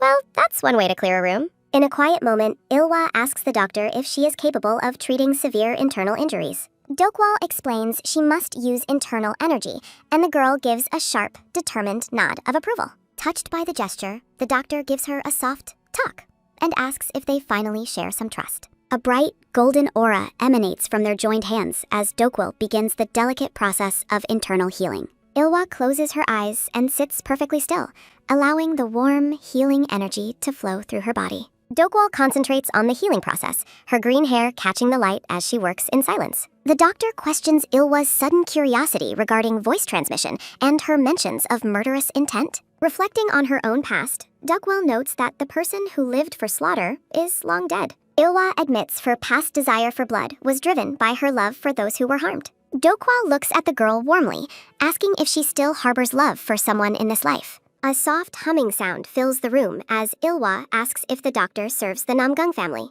Dokwol gives a cryptic response, claiming the answer to her loyalty is far from a simple yes. Ilhwa offers a firm yes in response to the doctor's previous question about her capacity for love. Dokwol observes that Ilhwa currently lacks the deep-seated grudge necessary to swear loyalty to the Blood Demon. Reaching out with a gentle touch, Dokwol remarks that Ilhwa is clearly different from her past life's version. A sharp creak sounds as a box reveals vials containing the lethal Blood King poison. Dokwol reveals she knows Ilhwa's other name, hoping this life will lead Ilhwa's other name, hoping this life will lead the girl toward a better path. Ilhwa stares with determination, stating she needs the doctor's help to eventually stand against the Blood Demon. A dark flashback reveals a village's destruction after a lowly woman refused a prince's advances during an excursion. Narrative text explains that the tragedy's sole survivor, a young child, eventually entered the royal palace. The morning sun shines over the grand, ornate rooftops of the royal palace where the survivor served. From behind, the dark-haired child stands silently, their gaze fixed on the imposing steps of the palace. The second prince was ultimately poisoned to death, marking a turning point in the survivor's hidden journey. Ilhwa asks how Dokwol transitioned from the palace to her current position within the Namgung family. Dokwol clarifies she didn't investigate the girl's background, wishing to avoid any unnecessary or painful misunderstandings. A comedic memory shows Dokwol annoying Ilhwa with her incessant chatter in their previous life. Ilhwa requests a more thorough examination of her body, her tone becoming increasingly serious and urgent. Looking directly at Dokwol, the girl reveals the shocking truth. A curse has been placed upon her. With a quick motion, she explains that the curse is a suggestion that overrides her will. Dokwol reacts with surprise, while Ilhwa describes the suggestion as a form of dark, mind-controlling magic. Ilhwa details the grim methods to break the spell, kill the caster, or surrender to a rampage. The pair sit in somber silence, the weight of Ilhwa's precarious situation filling the quiet, moonlit room. Dokwol explains the dangers of the connection, noting that while weak bonds break easily, strong ones are lethal. Ilhwa realizes with dread that the master of the suggestion could seize control of her at any moment. An ominous red mist swirls as a warning. Ignoring the master's call will only lead to being found. Walking through the courtyard, the girl wonders if the master's true intention was simply to deliver that warning. She reflects on her failed attempt to find another way to break the suggestion before time runs out. Ilhwa considers mountain isolation, but knows the watchers assigned by Sem Muguang would never allow her escape. A loud "Hat!" shout echoes through the training ground, pulling Ilhwa out of her deep, dark thoughts. Moving with a focused air, she watches a brown-haired swordsman practicing his forms with intense, focused energy. She considers recruiting allies capable of performing tasks she cannot achieve while trapped in a child's body. The brown-haired man grits his teeth, his determination to grow stronger evident in his fierce, focused expression. Ilhwa watches him intently, wondering if his raw power and resolve can be turned to her advantage. A sudden "Hop!" cry rings out as the swordsman lunges forward with a powerful practice blade thrust. He follows through with a swift downward strike, the practice sword cutting through the air with precision. Sweat beads on his face as he pauses, his breathing heavy after the grueling repetition of his forms. Letting out a long breath, he settles into a ready stance, preparing for another set of strikes. A close-up reveals his intense concentration, his eyes shut tight as he pushes past his physical limits. Declaring, "Here I go," Ilhwa launches herself into motion with a sudden burst of incredible speed. She strikes with lethal efficiency, her small frame becoming a blur of motion as she attacks the swordsman. The man is stunned, realizing that although he saw the attack, his body was too slow to react. A massive quang impact shakes the ground as she overpowers him with a single, perfectly executed maneuver. He reflects on his failure, realizing his feet were not firmly planted on the ground during the clash. His muscles were too tense, preventing him from responding with the fluid grace needed to counter her. He admits he was simply swinging out of inertia rather than truly reading his opponent's expert moves. The brown-haired swordsman struggles against Ilhwa's overwhelming pressure as his practice sword begins to crack under the strain. With a sudden, violent fob sound, Ilhwa executes a swift strike that sends the stunned warrior reeling backward. Namgung Seolhwa stares in disbelief at his shattered weapon as Ilhwa's small, clenched fist remains steady and firm. He realizes with heavy dread that the gap between them is defined by a massive difference in combat experience. Letting out a long, exhausted juke breath, the defeated swordsman slumps over, his broken sword abandoned on the ground. He reflects on his perceived strength, feeling humiliated that an outer hall warrior could be bested so easily. A heavy tuk sound accompanies his descent as he kneels in shame, feeling utterly pathetic after the brief encounter. He stares at his trembling hands in silence, the weight of the girl's mysterious power still lingering over him. Ilhwa stands calmly before the kneeling man, causing him to look up in startle as he realizes she's still there. The young girl gazes down at him with an expressionless face, her quiet presence commanding the entire training ground. Jipyeong remains frozen in awe and confusion, unable to reconcile her small appearance with her terrifying martial prowess. He offers a formal greeting to the young master, but Ilhwa insists he treat her with more comfortable familiarity. He apologizes profusely for mistaking her for a servant girl yesterday, leaving Ilhwa looking visibly annoyed by his embarrassment. The pair officially exchange names, with the brown-haired man introducing himself as the warrior Namgung Jipyeong. Ilhwa notes his sword has sharpened, asking which enemy he was imagining during his intense practice earlier that day. A realization dawns on him as he looks away nervously, and she bluntly asks if the enemy was her. She advises him to maintain that lethal focus, provided he isn't just carrying a sword for show and prestige. Jipyeong bows deeply in gratitude for her teachings as Ilhwa begins to walk away from the training area. He asks how long she plans to stay at the residence, and she replies she'll stay for quite a while. He watches her departure with wide eyes, completely captivated by the mysterious and powerful aura she exudes. Blossoms swirl around Jipyeong as he stands dazed, his heart racing from the impact of her brief but intense visit. Stealing his resolve, he calls out to ask if he may receive her teachings throughout her stay at Namgung. He promises not to take much of her time, and Ilhwa gives a simple nod of agreement to his request. He reacts with stunned joy, while Ilhwa maintains her composure, confirming she will indeed watch over his future training. Jipyeong asks to choose the training location, and she grants him permission while appearing slightly amused by his enthusiasm. She instructs him to meet her at the guest pavilion tomorrow at the hour of the rabbit, around 5 a.m. He repeats the location with a look of pure shock, realizing exactly where she is being housed. The realization she is the family's most honored guest causes him to shout out in a comedic state of disbelief. Ilhwa offers a rare, charming smile as she expresses her own interest in working with the dedicated young swordsman. The scene shifts to the tranquil guest pavilion as the evening sun casts a warm, golden glow over the water. Dressed in elegant, flowing robes, Ilhwa walks gracefully through the garden, looking like a true noble for the first time.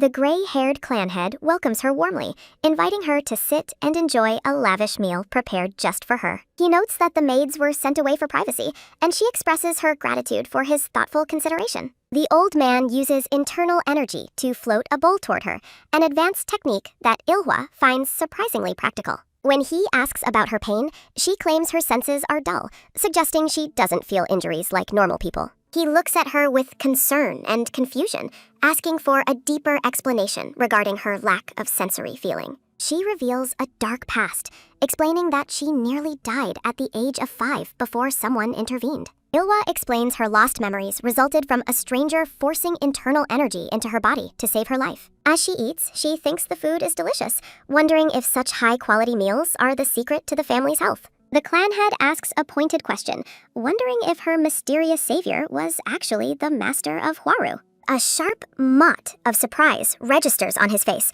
as the girl suddenly stops eating, her expression turning deathly serious.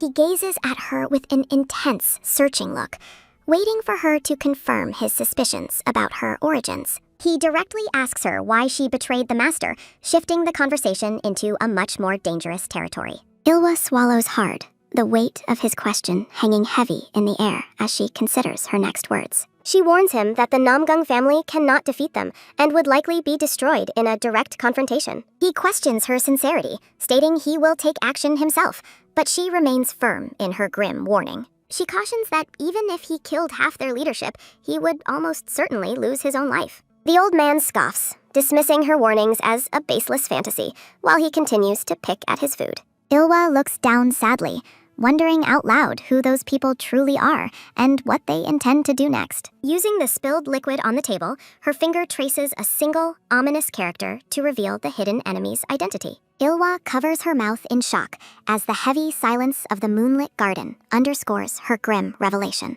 The gray-haired elder stands abruptly with a clack sound, his face tightening at the mention of a restriction curse. He reflects on the lethal technique that causes a victim's blood points to burst if they speak forbidden truths. A gruesome vision shows a man clutching his throat and vomiting blood, illustrating the curse's fatal and immediate consequences. The elder realizes with growing dread that he is facing a faction far more ruthless than he ever imagined. Gazing over the tranquil residence, he fears a tidal wave of blood is about to crash upon his family. He wonders how such power remained hidden, but Ilhwa explains that spies have effectively blinded everyone to the truth. Narrowing his eyes, the elder realizes that hidden enemies have infiltrated the very heart of the Namgung Clan. Looking down with a somber expression, Ilhwa asks the clan head if he can still believe her incredible warnings. The elder looks over the lavish meal, questioning why she chose to return to the family amidst such danger. Standing tall, The young girl declares her firm resolve to prevent the total fall of the Namgung family. She gazes at him with an intensity that defies her small stature, her blue flower hairpins catching the light. The gray-haired man closes his eyes with a thoughtful grunt, weighing the girl's words against his years of experience. He admits his skepticism but decides to watch her actions to see how she intends to save them. Asserting his authority as the family lord, he warns that he will stop her if she harms the Namgung. A close-up of his stern face captures the gravity of his words as he prepares to make a promise. Ilhwa blinks in surprise as the elder's tone shifts, listening intently to his sudden and weighty declaration. Framed by ethereal white blossoms, he vows to become the great sky she can depend on for protection. The elder gives his solemn word, his expression softening into one of protective responsibility toward the mysterious girl. Far away in Hwaru, the night market glows with lanterns while townspeople enjoy a festive and oblivious evening. Perched on a rooftop, a masked man with long reddish-brown hair muses about the elusive wind and thunder god. Powell reports that Ilhwa surrendered without a fight, noting that her subordinates were eliminated by the god's forces. The masked master sips his tea, surprised that Ilhwa's supposedly erased memories might actually be resurfacing. Powell suggests disposing of the child for her betrayal, but the master questions his subordinates' hasty and violent logic. Letting out a dark cuckoo laugh, the master confidently predicts that the child will soon return to him. His piercing red eyes gleam behind his black leather mask, revealing a mind fueled by obsession and calculated cruelty. He looks down at a crowded dining hall, viewing common lives as a cheap price for reclaiming his asset. With a tack of his boots, the master walks toward the balcony, asking if Powell is dissatisfied with his orders. He sweeps past his bowing subordinate with a shh sound, his long hair trailing in the cool night breeze. A close-up of his lower face reveals a cold, confident smirk as he prepares his next move against Ilhwa. With a flap of his dark robes, the master vanishes into a swirling void of ominous red and black energy.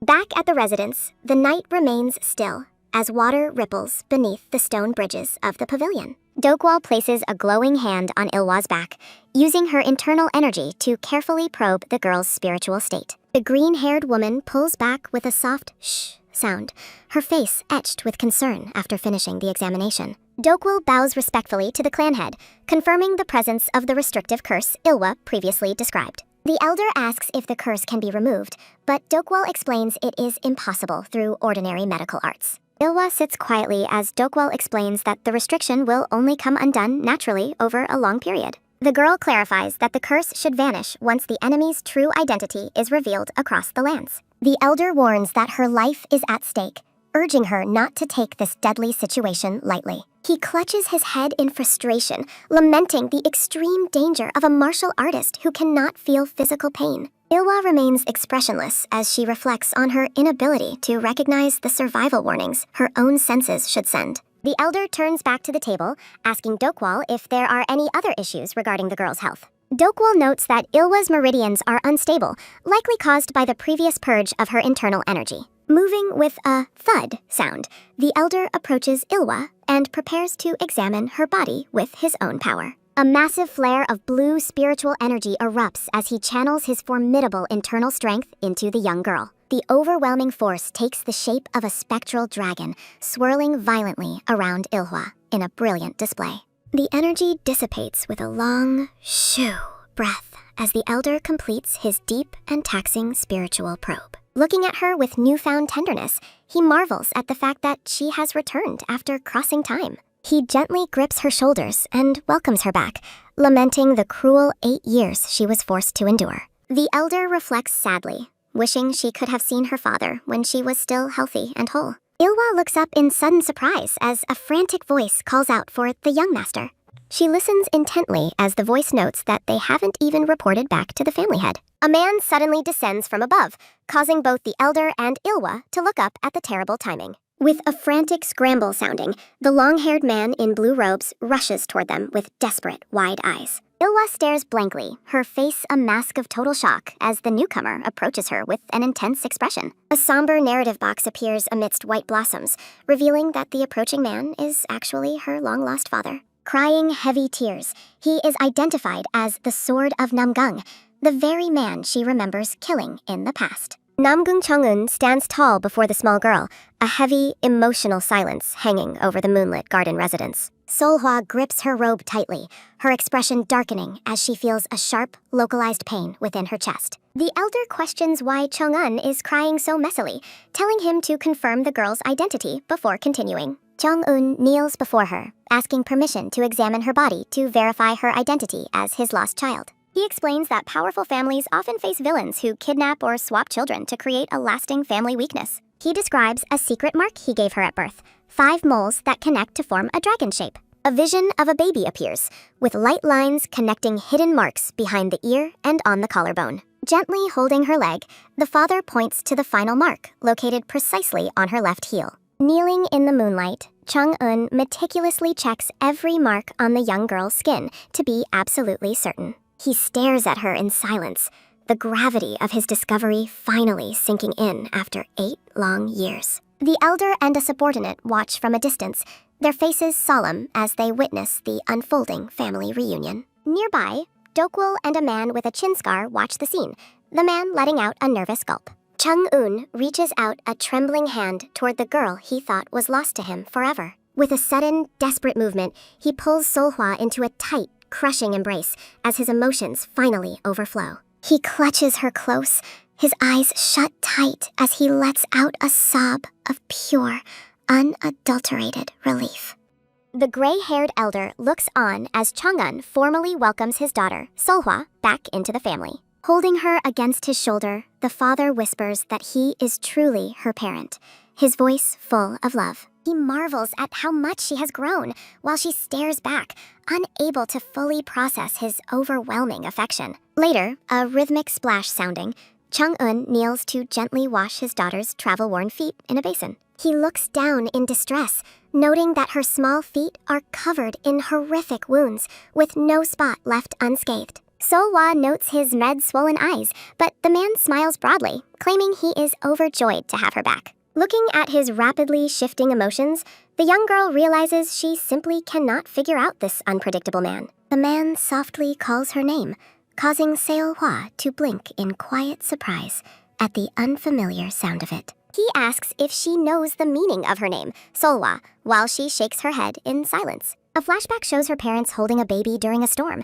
where the white flowers of heaven covered everything. He reveals that her mother, a woman who loved her deeply, gave her the beautiful name of Seolhwa. Cheong-eun looks down sadly, acknowledging that she likely has no memories of the mother she lost so young. He reminds her that her mother's love persists even from the heavens, urging her never to forget that truth. Breaking into a bright, joyous laugh, the father celebrates her return, while the girl quietly echoes his happiness. Cheong-eun suggests they go out together tomorrow, eager to spend quality time with his long-lost daughter. Seolhwa hesitates, thinking of her training, but eventually agrees to the father-daughter outing after a thoughtful moment. He promises to take her to a tanghulu shop she once loved, causing the girl to blush in embarrassment. The scene shifts to the tranquil exterior of a grand building as night settles over the residence. A notification identifies the location as the pavilion belonging to the young master, Namgung Seolhwa. Inside, a candle flickers on a desk, casting long shadows as reports of the day's events are reviewed. Writing calligraphy with a steady hand, a man in elegant blue robes asks if the guest is a girl. Namgung Seolhwa, leader of the combat forces, confirms the information is reliable after checking it multiple times. Seolhwa finds it highly suspicious that the inn would treat an ordinary child with such extraordinary honor and respect. Dipping his brush in ink, he dismisses the idea that the girl is a master on par with his father. Horik suggests she might be hiding her strength, but they both remain uncertain about her true martial capabilities. The brown-haired subordinate smiles confidently, stating he heard something very interesting during his investigation today. Cheong-hae's hand slips, leaving a long ink streak across the paper as he hears a shocking bit of news. Namgung Seolhwa writes calligraphy while suspiciously pondering the identity of the honored guest staying at the inn. His expression hardens as he considers his brother's return and the potential expansion of his siblings' power. Worry consumes him as he realizes that despite the elder's current support, his father truly favors his brother. Horak reassures Cheong-hae that the meeting between the first young master and the guest isn't what it seems. He explains the surprising news that his brother was seen affectionately carrying the young girl through the gardens. Chung-hae's eyes widen in absolute shock as he begins to piece together the girl's possible identity. Startled, he asks if his brother has finally found Seolhwa, the child they thought was lost forever. Horak turns his attention back to his master, preparing to deliver a more serious warning about the situation. He stresses that Chung-hae cannot simply wait for his inheritance now that the first young master is returning. Standing tall, the subordinate urges Chung-hae to take decisive action before his brother can re-establish his standing. Horak pledges the full military support of 3 combat units to help Chung-hae secure his position in the clan. The scene shifts abruptly to the training grounds as a heavy impact echoes through the air. A brown-haired warrior in red robes lies splayed on the ground, completely drained from his grueling physical exercises. Seolhwa looks down at him, unimpressed that he is struggling so much with only a modest amount of weight. The warrior protests, explaining that his total load is immense and he isn't allowed to use inner strength. Seolhwa bluntly calls him weak, causing the man to shout back in a desperate attempt to defend his pride. She lists his various clumsy failures, concluding that he is currently all talk and possesses very little actual skill. He collapses face first into the dirt again, while Seolhwa continues her cold, observational critique of his performance. She asks how much longer he plans to stay down, but the warrior frantically begs her to stop. Trembling with effort, the man pushes himself up, determined to prove his worth despite his visible physical exhaustion. His face is drenched in sweat as he stubbornly insists he can push through even more training. He struggles to maintain a stable stance while holding his wooden sword, his arms shaking violently under the pressure. He reflects on the unique difficulty of being ordered to stop his movement in the middle of a thrust. A close-up shows his white-knuckled grip on the training weapon as he wonders how much longer he can hold.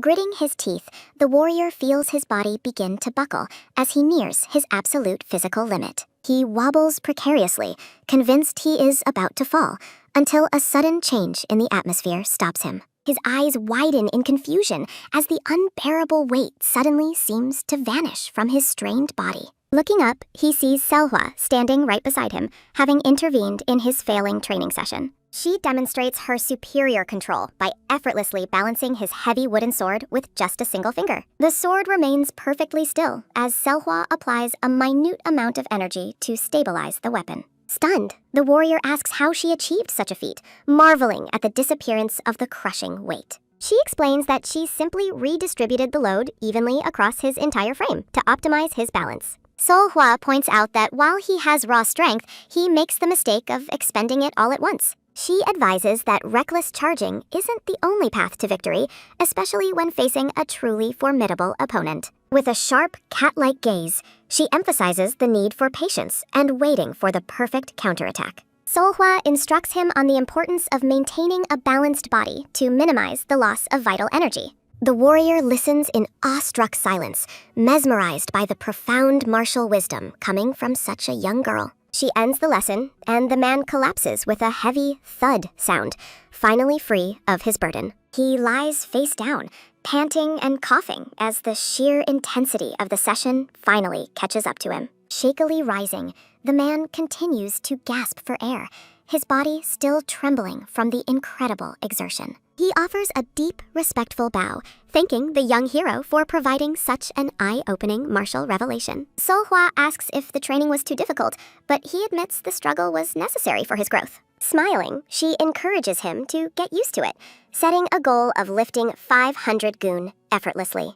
Horrified by the target, the warrior nervously asks exactly how much the young girl herself is currently lifting. He is left speechless when she casually reveals her own training weight is far beyond what he imagined possible. Seolhwa suggests that he should bring other warriors to join the training session tomorrow to boost their morale. She looks at him expectantly, asking if he would be willing to organize a group practice session. The warrior stares at her in reverence, convinced she is a legendary master who has achieved total body-sword unity. He becomes overwhelmed with excitement, realizing this is a once-in-a-lifetime opportunity for the outer court warriors to improve. With stars in his eyes, he enthusiastically promises to bring everyone, while Seolhwa walks away with total indifference. Outside the city walls, the warrior lets out a boisterous cheer, while Seolhwa watches with her usual indifference. The scene shifts to a bustling market street filled with the sounds and sights of a thriving town. Chung-eun gently advises his daughter to hold his hand tightly as they navigate the dense, moving crowd together. He suggests they stop to eat first, warmly asking if there is anything specific she would like to try. With a confident and knowing look, the young girl reveals that she knows an excellent restaurant nearby.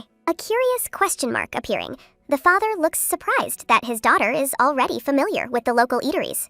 A close-up shows a steaming, savory bowl of beef noodles paired with a side of fresh, hot dumplings. Sitting together, Chung-eun expresses his deep gratitude for being able to taste this familiar food with her again. Seolhwa politely serves her father a dumpling, causing him to pause in mild surprise at her sudden thoughtfulness. A quick slurp sounding, the young girl begins to enjoy her meal, her eyes widening at the incredible flavor. She reflects on the delicious taste, wondering how any meal from the Namgung Clan could possibly compare to this. She ponders why this shop didn't exist in her previous life, mesmerized by the quality of the food. Chung-eun smiles and reaches out to pat her head, encouraging her to eat well so she can grow big. An aggressive voice suddenly interrupts their meal as the man's warm expression shifts into one of icy focus. Nearby, a group of unruly warriors causes a scene, refusing to pay their overdue tab to the innkeeper. A loud, sudden crash sounding, one of the thugs slams his foot onto a table to intimidate the staff. He brutally grabs the trembling innkeeper by the collar, demanding to know if he understands who they are. Under the shadow of his hat, Chung-eun's eyes burn with silent fury as he hears the Namgung name misused. With a violent shove, the thug sends the poor worker sprawling to the floor, while others watch in amusement. Squatting down, the warrior mocks the innkeeper, claiming their protection of the city is worth more than mere food. The innkeeper looks up with a sweating, terrified face, realizing the dangerous situation his business is currently in. His son watches from the shadows in a cold sweat, paralyzed with fear, as the warriors continue their harassment. The boisterous, cruel laugh sounding, the lead thug mocks the idea of ever paying for their simple meal. The group arrogantly strolls away, tossing back a hollow promise to settle their bill at an unspecified later date. The young man rushes to help his father up from the floor, frantically asking if he is all right. They despair over the situation, knowing the magistrate would never side against warriors bearing the powerful Namgung name. Chung-eun leans toward his daughter, his previous anger hidden behind a calm and reassuring mask. He softly tells Seolhwa to stay put and continue eating while he steps away to handle some business. Watching him leave, Seolhwa realizes he is going to deliver a harsh lesson to the men who shamed him. A sharp, heavy thud sounding, a sliding door is thrown open as the scene moves to another room. Chung-eun reveals he has identified the offenders and ordered them to return home and remain in total seclusion. Sipping his tea, he mentions his plan to deduct their salaries to compensate the innkeeper for the lost revenue. Seolhwa looks up in surprise, asking if that is truly the extent of the punishment he intended to deliver. She asks if he plans to cut off their hands or tongues, causing the father to look quite startled. He explains that while they dishonored the family name, such extreme and permanent violence isn't their way. Seolhwa stares blankly, thinking that the blood cult would have never let such a public insult end so peacefully. Chung-eun details how such severe punishments would ruin a warrior's ability to ever hold a sword or speak again. He insists that everyone should be given at least one chance to correct their mistakes before facing ruin.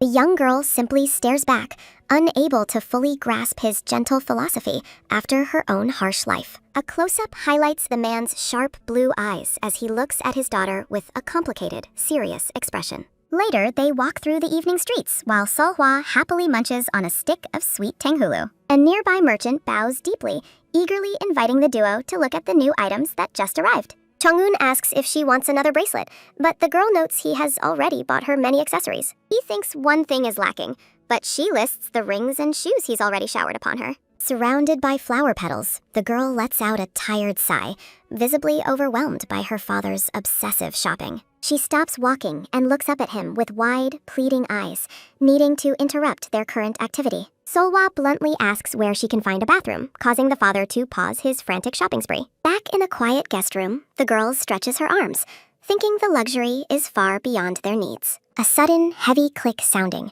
she slides the door open to explore the inn's surroundings on her own. Crouching by the window, Seolhwa wonders how much time she has before the guards realize she has vanished. Seolhwa recognizes the troublemakers from the market and decides to neutralize them before they can cause further problems. She carefully notes the heavy security presence, spotting guards stationed at every entrance, the first floor, and even the roof. A sudden, quiet creak sounding.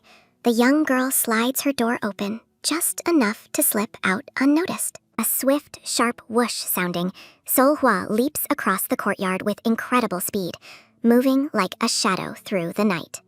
A heavy, sudden thud sounding, she strikes the first warrior from behind, catching the group completely off guard. The thugs grumble about their run-in with the Black Dragon Guard, frustrated that their earlier fun was interrupted. They wonder why the city's elite security suddenly cared about public peace, unaware of the predator currently stalking them. The warriors mock the innkeeper they harassed earlier, while greedily reminiscing about the delicious dumplings they stole from his shop. A firm, sudden grasp sounding, one man tells his companion to lower his voice to avoid attracting unwanted attention. They discuss how the Namgung family likely paid for the damages they caused, assuming their clan's reputation would cover their tracks. A quick, light pitter-patter sounding, the trio rushes toward the inn, intending to intimidate the owner into handing over more money. The leader explains his plan to bully the innkeeper into silence, so their superiors never learn about their repeated extortion. A wicked, low chuckle sounding, the bearded man smiles as he anticipates another easy payday at the poor worker's expense. A sharp, sudden halt sounding, one warrior peers around a pillar to ensure no guards are watching their illegal activity. A soft, rhythmic trembling sounding, the man's hands begin to shake uncontrollably as he realizes his body has suddenly locked up. Seolhwa calmly reveals she struck his paralysis acupoints, ensuring he can neither move his limbs nor cry out for help. The remaining two thugs, Sambong and Ilyang, stare in absolute horror as their senior is effortlessly taken down by a child. The young girl addresses them by name, her cold presence instantly crushing any hope they had of resisting her. She questions why former Green Forest thieves are masquerading as noble warriors for the prestigious Namgung Clan. Seolhwa reveals her knowledge of their dark future, recalling how they will eventually betray everyone to join the Blood Sect. Looking away with a cold gaze, she reflects on their irredeemable nature and the treachery she witnessed in her previous life. She declares that men like them never change and will always choose betrayal over loyalty when money is involved. With an icy stare, Seolhwa admits she would kill them instantly if they weren't currently on her family's grounds. A sharp, ragged gasp sounding, the warrior trembles as the young girl promises. A quick, muffled gag sounding, she shoves a mysterious substance into the man's mouth, forcing him to swallow it instantly. The thug stands in a stunned silence, his face pale with dread, as he realizes he has just consumed something lethal. He frantically wonders what he was just fed, while Seolhwa explains that while they live, they are now her puppets. Holding up her hand, she warns that their lives are now tied to her will, and a single gesture could end them. A cold, sudden sweat sounding, the man realizes he has been infected with Godok, the legendary and terrifying parasite poison. A whimsical, dark melody sounding, a vision of two insects bound together, illustrates that their pain and lives are now inseparable. Seolhwa offers to kill one of them right now, just to prove that the other would suffer the exact same fate. A desperate, frantic scream sounding, the thugs beg for mercy, while the young girl watches their suffering with total indifference. She ends the encounter, walking away and promising they will meet again soon to serve her hidden purposes. Seolhwa maintains her composure as she retreats, her mind already moving on to the next phase of her secret plan. A brilliant, terrifying flash sounding, the girl's eyes glow with power as the paralyzed thugs tremble in her wake. A faint, desperate whimper sounding, the men are left frozen in the courtyard, wondering when their agonizing paralysis will finally end. Chang-un prepares to enter a room with a mysterious woman, unaware that his daughter has already been busy elsewhere. Seolhwa stands perfectly still, having successfully returned to her position before her father could notice her brief absence. A sudden, sharp turn sounding, Chang-un feigns a search for his lost pouch to hide the true nature of his business. He grows uneasy, noticing that Seolhwa is so still and silent that she seems to have no presence at all. The young girl apologizes for the wait, while the woman kindly offers to tidy her clothes after her walk. Inside a dimly lit chamber, a powerful figure listens to reports about a mysterious child and the Namgung family. The man is revealed as Mount Hwa's pavilion master, Nobake, a legendary master who seems deeply troubled by recent events. He discusses the theft of a great elixir from the Black Cloud Gang, linking the incident to a recent attack. A low, thoughtful hum sounding, Nobake stresses the absolute necessity of recovering the stolen medicine before it's too late. A A soft, rustling sounding. The master suspects the detailed rumors reaching his ears are part of a deliberate trap. Despite his suspicions, he acknowledges that they have no other choice but to follow the trail laid out before them. A heavy, weary sigh sounding. The elder master bows his head, accepting the burden of the difficult path ahead. A sharp, sudden exclamation sounding. Warriors in the training yard react with surprise to a newcomer's presence among them. A soft, dripping sound sounding. The warrior bows his head in exhaustion, sweat pouring off him as he reaches his limit. A pair of golden bells chime softly as they dangle above a crimson pool of rippling energy. Within a dark, subconscious void, Seolhwa struggles desperately against thick, pulsating red cords that bind her. She grits her teeth in frustration, cursing the mental cage as she fights to maintain her focus. A sharp, sudden strike sounding. She breaks free from the mental shackles with a surge of willpower. Back in reality, the girl pants heavily, standing amidst the jagged remains of a shattered ceramic vessel. Trembling and drenched in sweat, she stares at her hand, reeling from the intensity of the hypnotic struggle. A dark, sticky drip sounding.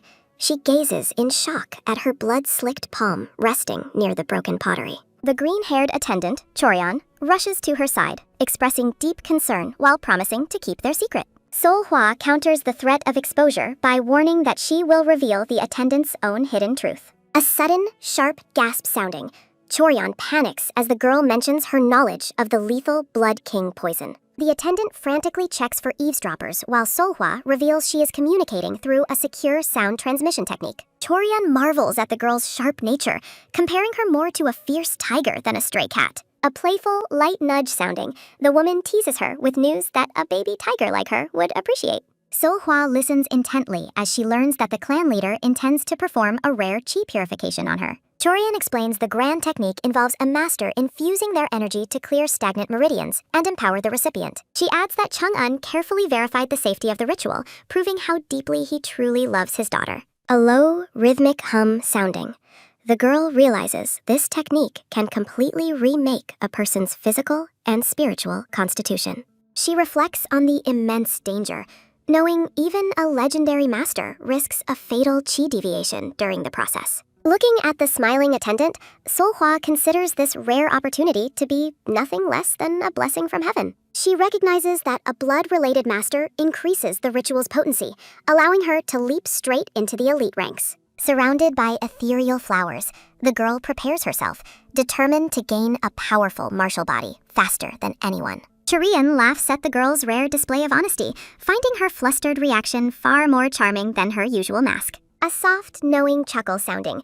The attendant watches with a warm gaze as the young girl settles into her role. Later, Seolhwa appears elegantly dressed in a stunning gown, though she finds being called cute quite insulting. A quick, rhythmic tap sounding. She climbs the stairs while recalling how the guards and maids constantly dote on her. She wanders through the courtyard, wondering if everyone in the Namgung Clan is as peculiar as those she has met. Approaching the dining hall, she sighs at the demand to attend every meal, finding the constant social interaction exhausting. A loud, cheerful clatter sounding, a table laden with delicacies serves as the backdrop for a warrior's boastful stories. Chung-un's brother, Chung-san, receives a stern lecture about controlling his temper after a recent public outburst. A deep, hearty laugh sounding, Chung-san grumbles about his elder brother, Chung-hae, always finding reasons to pick on him. Seolhwa stands silently, haunted by the memory of the voices belonging to those she had killed in her past. She looks toward the future, contemplating the strange reality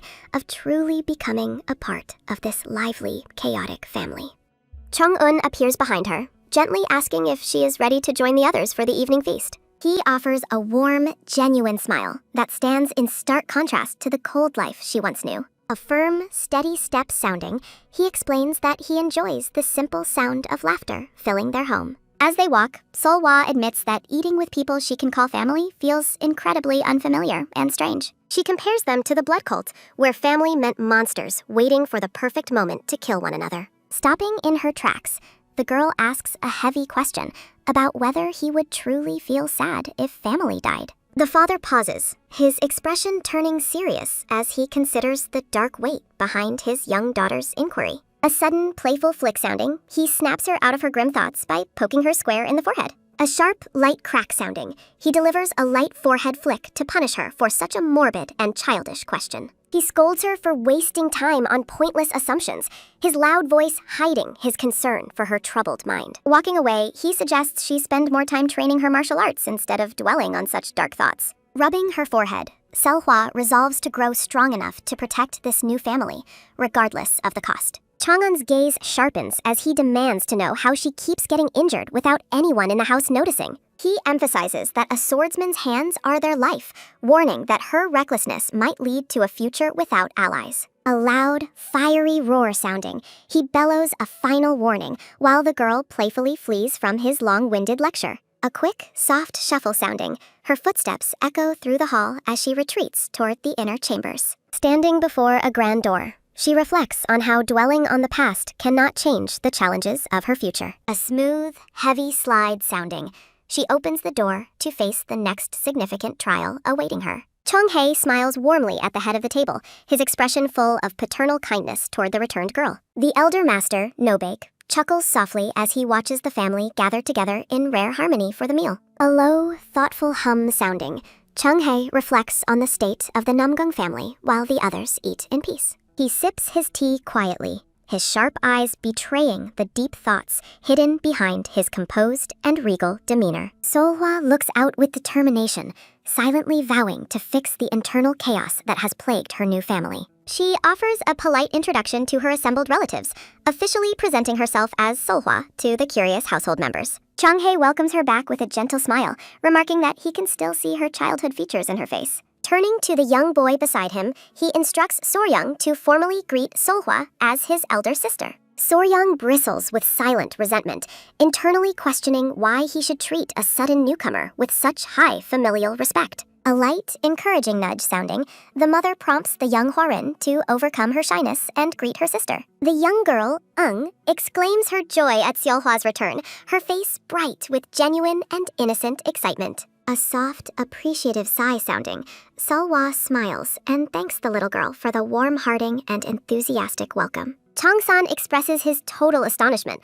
having no idea that the guest at the pavilion was actually his own niece. A loud, jovial laugh sounding, the uncle reminisces about giving her piggyback rides and expresses his immense relief at her return. The elegant woman in blue robes compliments Seolhwa, marveling at how she has grown into such a beautiful young lady. A smooth, graceful slide sounding, she introduces the tiny Hwarin, noting that the two sisters have never met before today. A quick, playful chirp sounding, Changsan and the woman encourage Hwarin to greet her sister, but the child remains bashful. Seolhwa offers a comforting response to the woman's apology, acknowledging that there is no rush for them to bond. A soft, tentative reach sounding, Hwarin shyly extends a skewer of food toward Seolhwa as a quiet peace offering.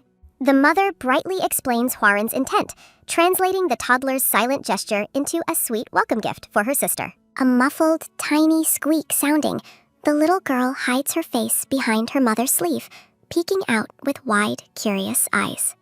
A hearty, booming chuckle sounding, No-baek expresses his pleasure and announces he will formalize her return at the elders' meeting. Changsan excitedly promises Hwarin endless piggyback rides, causing the small child to nod with wide-eyed and silent enthusiasm. A sharp, rhythmic gulp sounding, Chung-hae listens as No-baek shifts the mood to discuss a momentous decision from earlier. A low, liquid ripple sounding, No-baek sets down his tea, signaling the start of a very serious family announcement. The grandfather stuns the entire table by declaring his intention to perform the legendary and dangerous Byolmo Seisu ritual on Seolhwa. A sudden, sharp gasp sounding, Chung-hae stares in disbelief, his face paling as he processes the gravity of the ritual. He urgently presses his father for confirmation, unable to believe the elder would risk such a perilous technique for her. Seolhwa remains perfectly composed, simply clarifying that she heard the name of the high-level Qi purification technique correctly. Facing his father's back, Chung-hae warns that the procedure is far too risky for even a master of his caliber. He expresses deep concern for No-baek's health,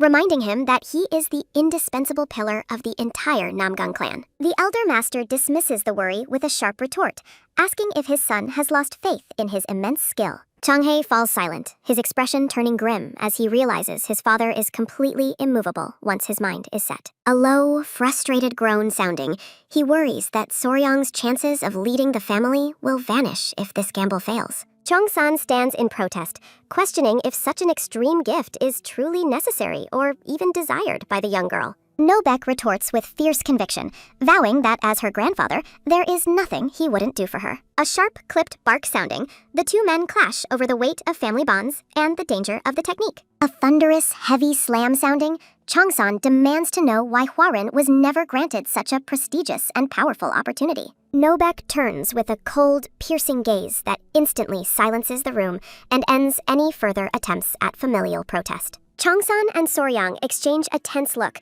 realizing they are powerless against the absolute authority of the family patriarch. A sudden, firm command sounding, the grandfather declares the meal finished and orders Seolhwa to follow him immediately. A heavy, oppressive silence sounding, the remaining family members watch with varied expressions of dread as the two depart. Walking through the grand doors, Seolhwa follows the elder into the unknown, leaving the chaotic dining hall far behind. A quick, nervous flutter sounding, the girl's brow twitches with anxiety as she ponders the dangerous trial that lies ahead. A low, gravelly query sounding, Nobek if she is worried about the trouble her presence is causing the family. A soft, rhythmic step sounding, Seolhwa admits she noticed the visible difficulty everyone else had in accepting the elder's decision. He explains that while others see him as heartless, he never saw any of the other children as worthy candidates. Nobek dismisses the other heirs as schemers lacking true ability, claiming they are nothing like the vast, unreachable sky.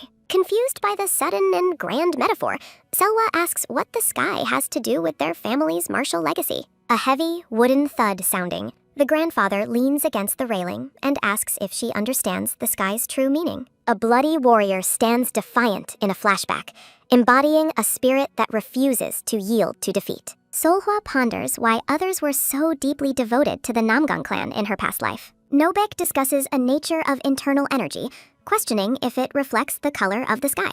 He corrects her, explaining that the sequence of their martial arts and spirit defines their power. The Elder Master explains that practicing the sky's martial arts causes the clan's internal energy to shine blue. He notes that unique energy colors occasionally appear, driven by an individual's personal resolve and inner spirit. A hand reaches for the moon, as he describes how a heart yearning for the night sky turns black. A sudden, sharp gleam sounding, he clenches his fist to demonstrate how all disparate paths eventually unify. Nobek overlooks the estate, speaking of living a noble life that mirrors the clear and azure heavens. He smiles warmly at Seolhwa, expressing his deep belief in the righteous path they are destined to walk. The grandfather describes the noble life and righteous path that form the foundation of Namgung's ancient chivalry. The soft, dismissive tsk sounding, he notes that many members still lack sufficient understanding of these core values. Text panels describe his immense power and dignity, allowing him to bend others to his absolute will. Seolhwa looks up with curiosity, internally questioning if such a profound way of life is truly possible. Visionary flames depict the blood cult's past schemes and the tragic fall the Namgung Clan once endured. Nobek warns that straight trees are bound to break, hinting at the dangers of being too rigid. The girl asks a heavy question about whether broken trees can ever find the strength to rise again. The elder gazes into the distance, his scarred face holding the weight of countless years and difficult decisions. A low, thoughtful hum sounding, he admits it's a difficult question, but chooses breaking over bending. A light, rhythmic tap sounding, he touches his temple and insists that the spirit is all that matters. He uses the metaphor of deep roots to explain how life can surely return even after a tragedy. Nobek asserts that as long as the spirit continues to burn, it is more than enough to survive. A quick, bright shimmer sounding, Seolhwa feels a surge of hope that the clan will sprout anew. Haunted by memories of her own death, she wonders if the grandfather's idealistic words are actually true. She contemplates if the remnants of the clan eventually rose up to dismantle the wicked blood cult. The scene transitions to a wide, peaceful view of the sprawling Namgung estate under the night sky. The two stand in silence on the balcony, the elder master and his granddaughter sharing a quiet moment. Looking down with resolve, Seolhwa realizes that one thing in her chaotic new life remains absolutely certain. She reflects on the brave individuals who protected the clan's secret manuals until their very last dying moments. Nobeg turns toward her, asking for her personal opinion on the heavy legacy she now carries. He gazes at her with expectation, his hand resting on the railing as he awaits her honest response. The grandfather informs her that the council will officially announce her return to the entire clan tomorrow. He warns that becoming a child of Namgung will bring overwhelming attention from everyone in the martial world. Seolhwa stands amidst many judgmental onlookers, as the elder warns she will be constantly watched and slandered. Nobek expresses his genuine concern regarding whether his young granddaughter can handle the immense social pressure. A soft, rhythmic rustle sounding, Seolhwa stands her ground, proudly identifying herself as a true child of Namgung. The elder vows to protect the clan by absorbing every arrow aimed at them with his own body. A sudden, cold whistle sounding. The wind blows as he concludes that this is how he chooses to live. A sudden, sharp gulp sounding. A trainee with dark circles under his eyes fears Seolhwa is dying. A sudden, heavy clatter sounding. Exhausted trainees struggle with weights, while the young girl holds out a sword. Seolhwa encourages the struggling men to endure just a little longer during their grueling training session. A soldier collapses in the background as Seolhwa casually walks away, her pace light and unbothered. A sudden, weary groan sounding. The trainees tremble with exhaustion, regretting following the squad leader's advice. A sudden, ragged breath sounding. A man collapses after being promised teachings from an absolute master. Surrounded by silhouettes of fire, the trainees feel tortured as they realize their master is just a child. A sudden, heavy huff sounding. A sweating trainee counts out his push-ups as his body nears its limit. A sudden, wet splash sounding. Sweat drips onto the ground as the trainee reaches his 999th push-up. A thunderous, heavy slam sounding.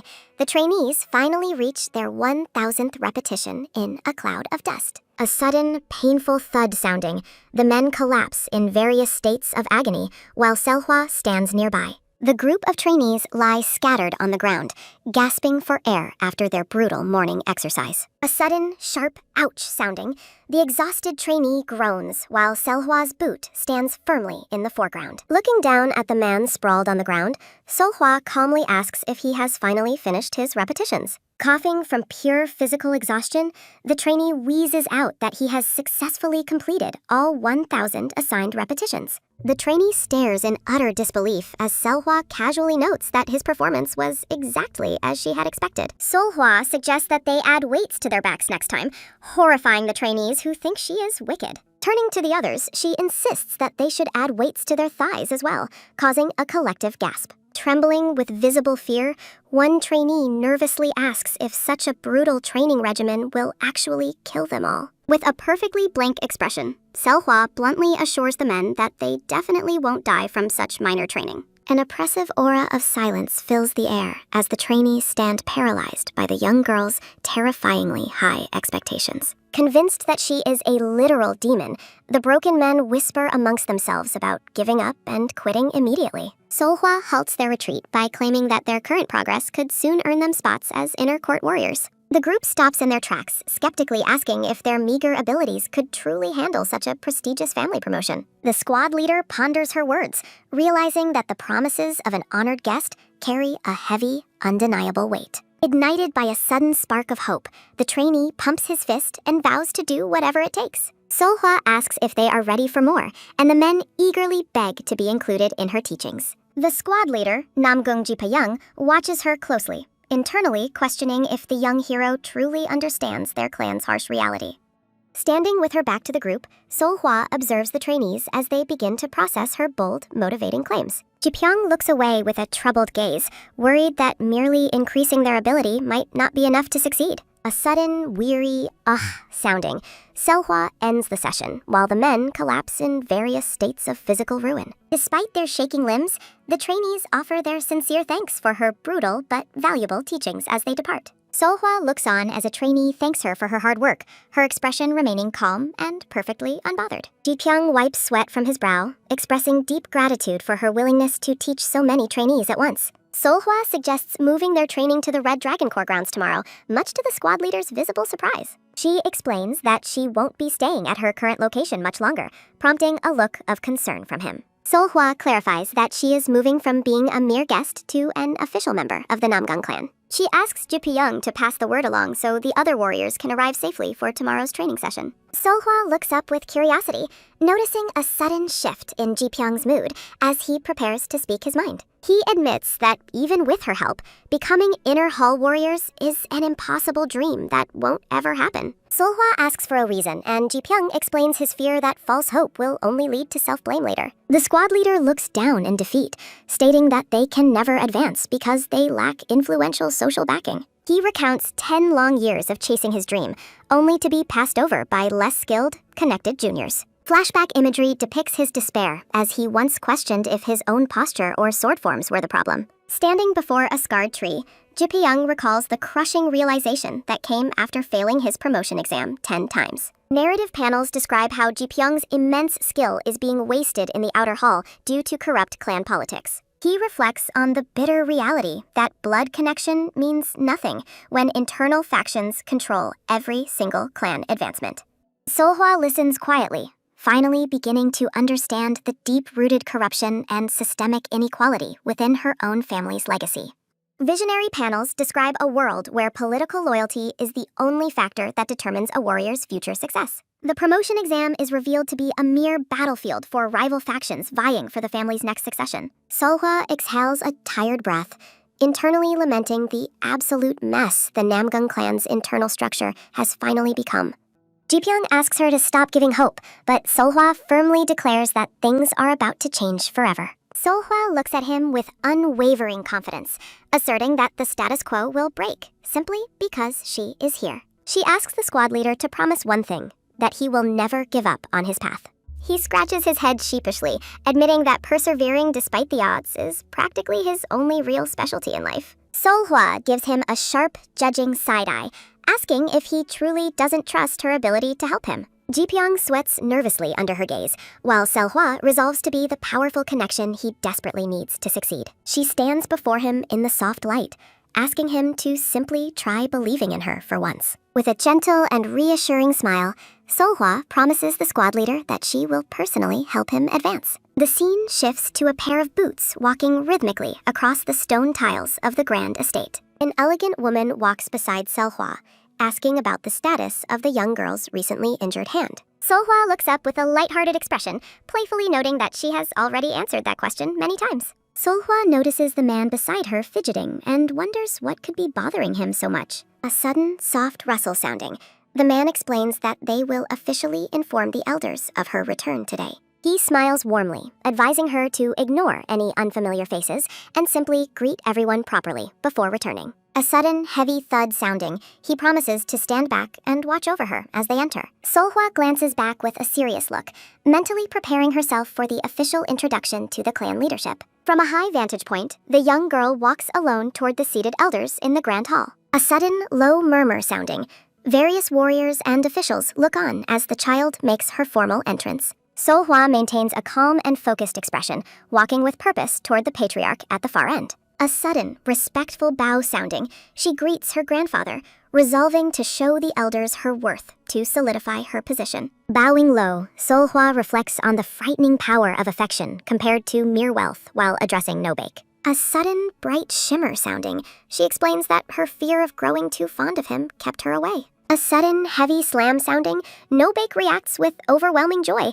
enthusiastically inviting her to call him grandfather often. Seolhwa notes his extreme pleasure as he expresses happiness that she has finally accepted them as her family. A sudden, polite bow sounding, the patriarch encourages her to go and pay her respects to the other elders. A sudden, hearty laugh sounding, an elder with long gray hair welcomes her back as a blessing for the family. A sudden, quick nod sounding, Namgung Gibek, head of the disciplinary hall, introduces himself and invites her for a visit. A sudden, wet sniffle sounding, Namgung Seolhwa tearfully thanks Seolhwa for saving the clan's significant wealth by returning. A sudden, cheerful chuckle sounding, Namgung Yum, head of the outer hall, greets her warmly, recalling their previous meeting. A sudden, formal bow sounding, Seolhwa is introduced to the seated leaders of the 5 combat divisions. A sudden, soft rustle sounding, Seolhwa notices their pleasant expressions, but remains internally cautious about their true intentions. A sudden, light rustle sounding, she shifts her gaze, carefully observing the assembly of powerful clan members before her.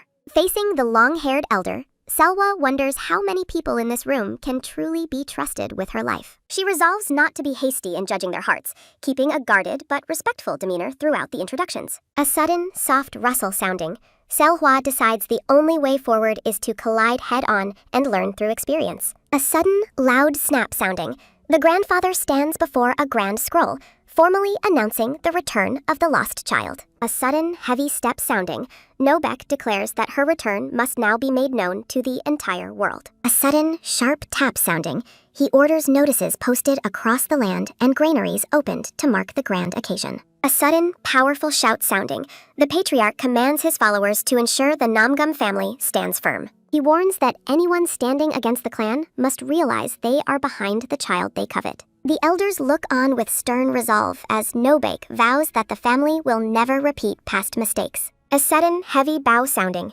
he demands they remember the pain of her loss and the joy of today. A sudden, resonant thud sounding, the entire assembly bows in perfect unison, acknowledging the patriarch's decree and Seolhwa's return. A sudden, thunderous shout sounding, the warriors vow to follow his will, identifying Seolhwa as the future of the alliance. Seolhwa looks on with a calm and steady gaze, processing her official recognition as the sky of the martial alliance. The scene transitions to the beautiful Unyugak pavilion under a clear blue sky, marking Seolhwa's new residence. A sudden, rhythmic tap sounding, Seolhwa and the first young master walk across a stone bridge through cherry blossoms. A sudden, curious look sounding, Seolhwa finds her new quarters far too large, learning they belonged to her grandmother. A sudden, soft gaze sounding, her companion explains the pavilion's history and why their grandfather personally gifted it to her. A sudden, polite bow sounding, a servant informs the young master that the chief steward and another guest have arrived. A sudden, grumpy groan sounding, the chief steward and the lord of Bapung's sword wait with crossed arms. A sudden, sharp glare sounding, Namgung Moon questions why the lord of Bapung decided to tag along for this meeting. A sudden, weary sigh sounding, the lord of Bapung dismisses the steward's annoyance, claiming he just wanted to see Seolhwa. A sudden, frustrated snap sounding, Mun calls him unreasonable and rude for barging in whenever he feels like it. A sudden, mocking huff sounding, the lord of Bapung teases the steward about his obvious jealousy over the young lady. A sudden, cheeky grin sounding, he tells the trembling steward that being jealous means he has already lost the competition. A sudden, smooth step sounding, the first young master interrupts their bickering, asking what they are chatting so happily about. A sudden, light step sounding, he playfully regrets walking so fast and disturbing their seemingly pleasant conversation. A sudden, quick dash sounding, Mun rushes forward to greet the young master with an exaggeratedly respectful attitude. A sudden, sharp turn sounding, the steward quickly shifts his focus to Seolhwa, greeting her with a bright smile. A sudden, polite bow sounding, Seolhwa greets the chief steward formally, while he encourages her to use his old nickname. Seolhwa acknowledges the chief steward, but quickly finds her attention caught by something behind her. A sudden, resonant thud sounding, the young girl stares in shock at a wooden cart overflowing with glittering treasures. A sudden, bright shimmer sounding, Namgung Moon presents the silks, jewels, and gold bars bestowed upon her by the patriarch. Mun insists that Seolhwa accepts these gifts, claiming they are simply the rewards she should have received years ago. Suggesting a closer look, the steward sets aside the gold bars to show her the more unique items. He excitedly offers rolls of luxurious fabrics, but Seolhwa questions why she would need such extravagant silks. A sudden, sharp snap sounding, Mun presents elixirs for her health, though Seolhwa feels overwhelmed by the massive quantity. A sudden, soft click sounding, the steward prepares to reveal a final, special surprise hidden within a white box. A sudden, magical glow sounding, Seolhwa gazes with wonder as the box begins to radiate a brilliant, sparkling light. A sudden, brilliant sparkle sounding, the box is revealed to contain beautiful jade jewelry and delicate flowered hair ornaments. A sudden, soft rustle sounding, Mun explains how the patriarch kept these items safe specifically for her eventual return. Nearby, Namgung Yum and Namgung Seolhwa whisper about the extreme fuss made to obtain these precious items. A sudden, frustrated twitch sounding, Mun's expression soured as he fears the young lady might not actually like the gifts. Mun insists her eyes are shining with joy, but the blunt Yum argues that anyone can see she is unhappy. A sudden, dramatic flourish sounding, Yum suggests that a warrior's heart would be truly won by a different kind of gift. A sudden, hearty laugh sounding, the messy-haired warrior presents his own personal gift to celebrate her return. A sudden, sharp gleam sounding, Seolhwa unwraps the long object to reveal an ornate and beautifully sheathed sword. With her face lighting up in excitement, Seolhwa asks for permission to draw the weapon from its scabbard. A sudden, smooth slide sounding, the girl slowly begins to unsheath the blade, feeling its heavy power and weight. Narrative panels describe the chilling aura of killing intent and the shimmering, perfectly forged steel of the blade. Seolhwa is captivated by the sword, realizing it is an incredible masterpiece even before she takes a swing. A sudden, curious hum sounding, she asks if the weapon is made of hanchel, recognizing the legendary rarity of the metal. Yam confirms the rare hanchel origin, while Seolhwa looks at him in disbelief, asking if he is truly giving it away. A sudden, joyful sparkle sounding, Seolhwa beams with pure happiness as the messy-haired man confirms the gift is hers. A sudden, rhythmic pat sounding, he gently pats her head, proud that his effort in sharpening the blade was appreciated. Looking at her with a warm smile, the veteran warrior reveals that the sword was once his very own weapon. A sudden, soft rustle sounding, he tells Seolhwa that he wants her to become the weapon's official new master. A sudden, resonant thud sounding, a narration panel describes the blade as thunder, symbolizing its immense and shocking power. A sudden, gentle rustle sounding, the Sword Lord officially declares that she shall become the new master of the sword. Seolhwa and Namgung stand together in the soft light as she processes the significance of his incredible gift. A sudden, curious look sounding, Seolhwa asks if the sword has a name while she admires the ornate hilt. Yam explains the meaning of its name, Manjan, though he encourages her to call it whatever she wishes. A sudden, rhythmic thud sounding, Seolhwa asks to test the blade, and he directs her toward the private grounds. Seolhwa sprints away with her new prize, while Mun grumbles about her lack of patience for his gifts. A sudden, quick whoosh sounding, Mun is stunned by her speed, wondering how she learned to tread the air so skillfully. Seolhwa stops to apologize to the steward as she continues her excited dash toward the private training yard. A sudden, soft rustle sounding, Mun notes that the patriarch's feelings were conveyed, and he considers his own next gift. A sudden, polite bow sounding, the steward orders the servants to arrange Seolhwa's new treasures in her private quarters. Mun turns around as someone calls out to him, his expression shifting back to his formal and professional state. A servant informs the chief steward that another mysterious gift for the young lady has just arrived. A sudden, confused hum sounding, Mun questions who would send a gift without a name or a greeting. A sudden, thoughtful hum sounding, the steward finds the anonymous delivery strange and decides they must investigate it immediately. A sudden, heavy thud sounding, Mun stands alone, pondering the identity of the person who vanished so quickly after delivering. A sudden, sharp whistle sounding, the scene shifts to the training yard, where practice dummies and spear racks wait. A sudden, powerful slash sounding, Seolhwa leaps through the air, executing a series of incredibly fast and lethal sword strikes. In mid-air, she realizes the hilt fits her hand perfectly, feeling as though the sword was made specifically for her. A sudden, resonant thud sounding, Seolhwa strikes downward with the blade, channeling its immense energy into a powerful ground shockwave. A sudden, joyful grin sounding, the young girl a sudden, quick whoosh sounding, she lands gracefully, reflecting on the incredible connection she feels with the legendary sword. A sudden, electric hum sounding, Seolhwa grips the hilt of the lightning sword, ready to begin her true training. Seolhwa wields her new sword with grace, determined to honor the weapon's prestigious lineage and power. A sudden, resonant ring sounding, the girl feels an immense energy flowing through the blade, sensing it could cleave anything. An ominous, glitching hum sounding, a terrifying red hand looms behind Seolhwa, casting a dark shadow over her training. Within the chilling aura of the monstrous hand, Seolhwa executes a swift and dazzling aerial strike to test her limits. She reflects on the freedom of her sword path, moving with absolute fluidity and precision across the private yard. A sudden, rhythmic swish sounding, Seolhwa pushes forward, relentless in her pursuit of mastering the legendary blade's unique weight. A sudden, heavy thud sounding, she finishes a powerful sequence, leaving the ground vibrating with shimmering blue energy. Catching her breath, Seolhwa admires the weapon's craftsmanship while considering the heavy burden of its true purpose. The young lady decides the sword needs a new name that reflects its ability to overflow with unstoppable power. A sudden, bright chime sounding, she renames the blade Manjan, symbolizing a vessel filled to the very brim. A sudden, quick step sounding, Seolhwa vows to use this power to shatter the Blood Demon's grand, sinister designs. A sudden, brilliant hum sounding, she lunges forward with renewed resolve, her eyes burning with a fierce blue light.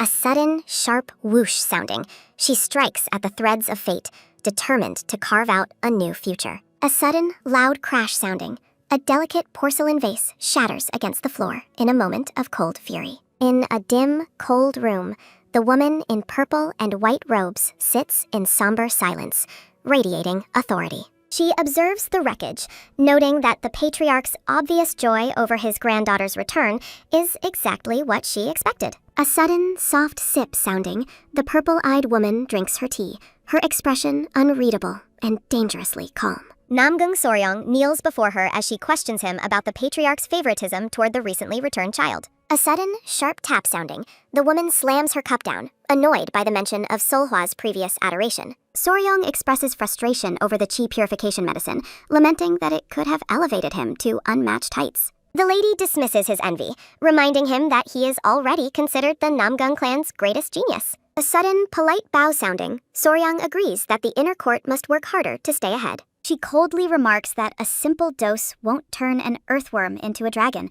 downplaying the girl's potential. A sudden, curious hum sounding, she tells the startled Seolhwa that he must demonstrate this truth at the festival. A sudden, soft sip sounding, she notes the Supreme Martial Festival is only 2 weeks away, heightening the stakes. The woman inquires about the state of their preparations, while Seolhwa reaffirms his commitment to their ultimate success. She remains confident that a mere half-month isn't enough for a weakling to truly transcend their station. A sudden, sharp snap sounding, the woman warns Seolhwa that he must never allow earthworms to rise. Seolhwa looks troubled as she views a wooden token and golden bells left as a mysterious, anonymous gift. Nobake explains that a commoner delivered the items during a distribution, prompting Seolhwa to ask if they were caught. A sudden, formal bow sounding, the chief steward reports that Truth Serum confirmed the messenger knew nothing of the source. Standing before the strange token, Seolhwa listens as her grandfather admits the gift's origin remains a dangerous mystery. The patriarch gazes at her intently, asking if she recognizes the items or the person who sent them. Seolhwa remains silent, her face clouded with worry as she recognizes the dark significance of the objects. She realizes with irritation that the 12 moon assassins of Blood Demon have already tracked her down. A sudden, sharp chime sounding, the token is revealed as a formal challenge to a life-and-death duel. Seolhwa contemplates the brutal nature of the challenge, knowing the assassins only settle for a complete, lethal victory. A sudden, firm snap sounding, she clenches her fist, sensing the killers are specifically calling out for her. A sudden, quick turn sounding, Seolhwa insists on meeting them, but her grandfather immediately rejects the idea. She argues that this is a personal matter she must resolve, though Nobake reminds her of her Namgung lineage. The patriarch declares that the family has a duty to protect her, refusing to let her go alone. A sudden, desperate gasp sounding, Seolhwa tries to protest, feeling that hiding will only lead to more danger. A sudden, powerful shout sounding, Nobake silences her with a single word, asserting his absolute authority as patriarch. He acknowledges the curse preventing her from speaking, but refuses to let her walk blindly into a trap. A sudden, sharp clap sounding, Nobake orders the chief steward to have the family elders handle the challenge. A sudden, soft rustle sounding, Mun obediently collects the token and bells to prepare for the family's intervention. A sudden, gentle tap sounding, the first young master places a hand on Seolhwa's shoulder to offer comfort. Seolhwa worries that without a direct meeting, they will never uncover the Blood Demon's hidden schemes. A sudden, rhythmic jingle sounding, she stares at the bells, hoping to find a clue in their subtle movements. A sudden, calm step sounding, the young master assures her he has a plan as he approaches the patriarch. Nobake stands firm, declaring he won't allow reckless actions, while Seolhwa argues she must simply avoid danger. Seolhwa insists there is a way to capture the enemy safely, as Mujin watches her with growing concern. A sudden, pleading whisper sounding, Seolhwa begs the patriarch to listen while the steward stands by. A sudden, weary sigh sounding, Nobake closes his eyes, calling his granddaughter stubborn for her relentless persistence. The patriarch finally relents, telling the girl to speak if she truly has a viable method in mind. A sudden, rhythmic footstep sounding, Mujin walks with Seolhwa through the grounds, expressing his deep worry for her. Mujin questions the danger of being targeted, emphasizing the risk even if she avoids physical injury. Mujin laments the hardships Seolhwa has faced, pitying her soft-hearted nature at such a young age. Seolhwa remains determined, thinking that she must do what is necessary, despite the inherent dangers involved. A sudden, curious hum sounding, the girl turns to Mujin and reveals there is something she wants to learn. A sudden, sharp stop sounding, Mujin is stunned as Seolhwa requests to learn the Namgung mind method. Seolhwa realizes she must build her internal energy early to effectively master the clan's high-level martial arts. A sudden, thoughtful hum sounding, Mujin suggests she wait, but Seolhwa insists on learning the method immediately. A sudden, firm grab sounding, Seolhwa seizes Mujin's hands, claiming she has looked forward to this since arriving. Seolhwa uses an incredibly adorable, sparkly gaze to persuade Mujin, leaving the young master completely overwhelmed and flustered. A sudden, joyful chime sounding, Mujin lifts Seolhwa into the air, agreeing to start her training right away. Inside a quiet training hall, Mujin prepares to recite the mantra and guide Seolhwa's internal energy flow. Mujin sits behind Seolhwa on the platform, instructing her to focus and remember the flow of energy. A sudden, swirling whoosh sounding, brilliant blue light surrounds them as the spiritual guidance session begins. Mujin explains that the mind method he is teaching is the essential foundation for all Namgung martial arts. The young master describes the process of absorbing the sky's energy and containing it within the body. Mujin speaks of breathing in the wind and sensing the vast sky as part of the cultivation process. Sunlight illuminates green leaves as Mujin explains that the sky's energy is condensed and ever-present around them. Seolhwa enters a deep meditative state, her face illuminated by the brilliant blue radiance of her growing power. A sudden, resonant hum sounding, Mujin identifies this precise control as the secret Namgung mind method. A sudden, powerful surge sounding, the legendary technique is revealed, the Kengchang Dayan divine art. A sudden, celestial whoosh sounding, the energy reaches its peak as Seolhwa's hair swirls in the spiritual wind. A sudden, rhythmic pulse sounding, Seolhwa focuses the energy through her hands, stabilizing her new internal flow. Vibrant blue trails of light sweep through the training chamber, following the path Mujin guided for her. A sudden, soft exhale sounding, the young master watches closely as Seolhwa maintains her focus during meditation. A sudden, quiet whoosh sounding, Mujin concludes the session, satisfied that enough guidance has been given.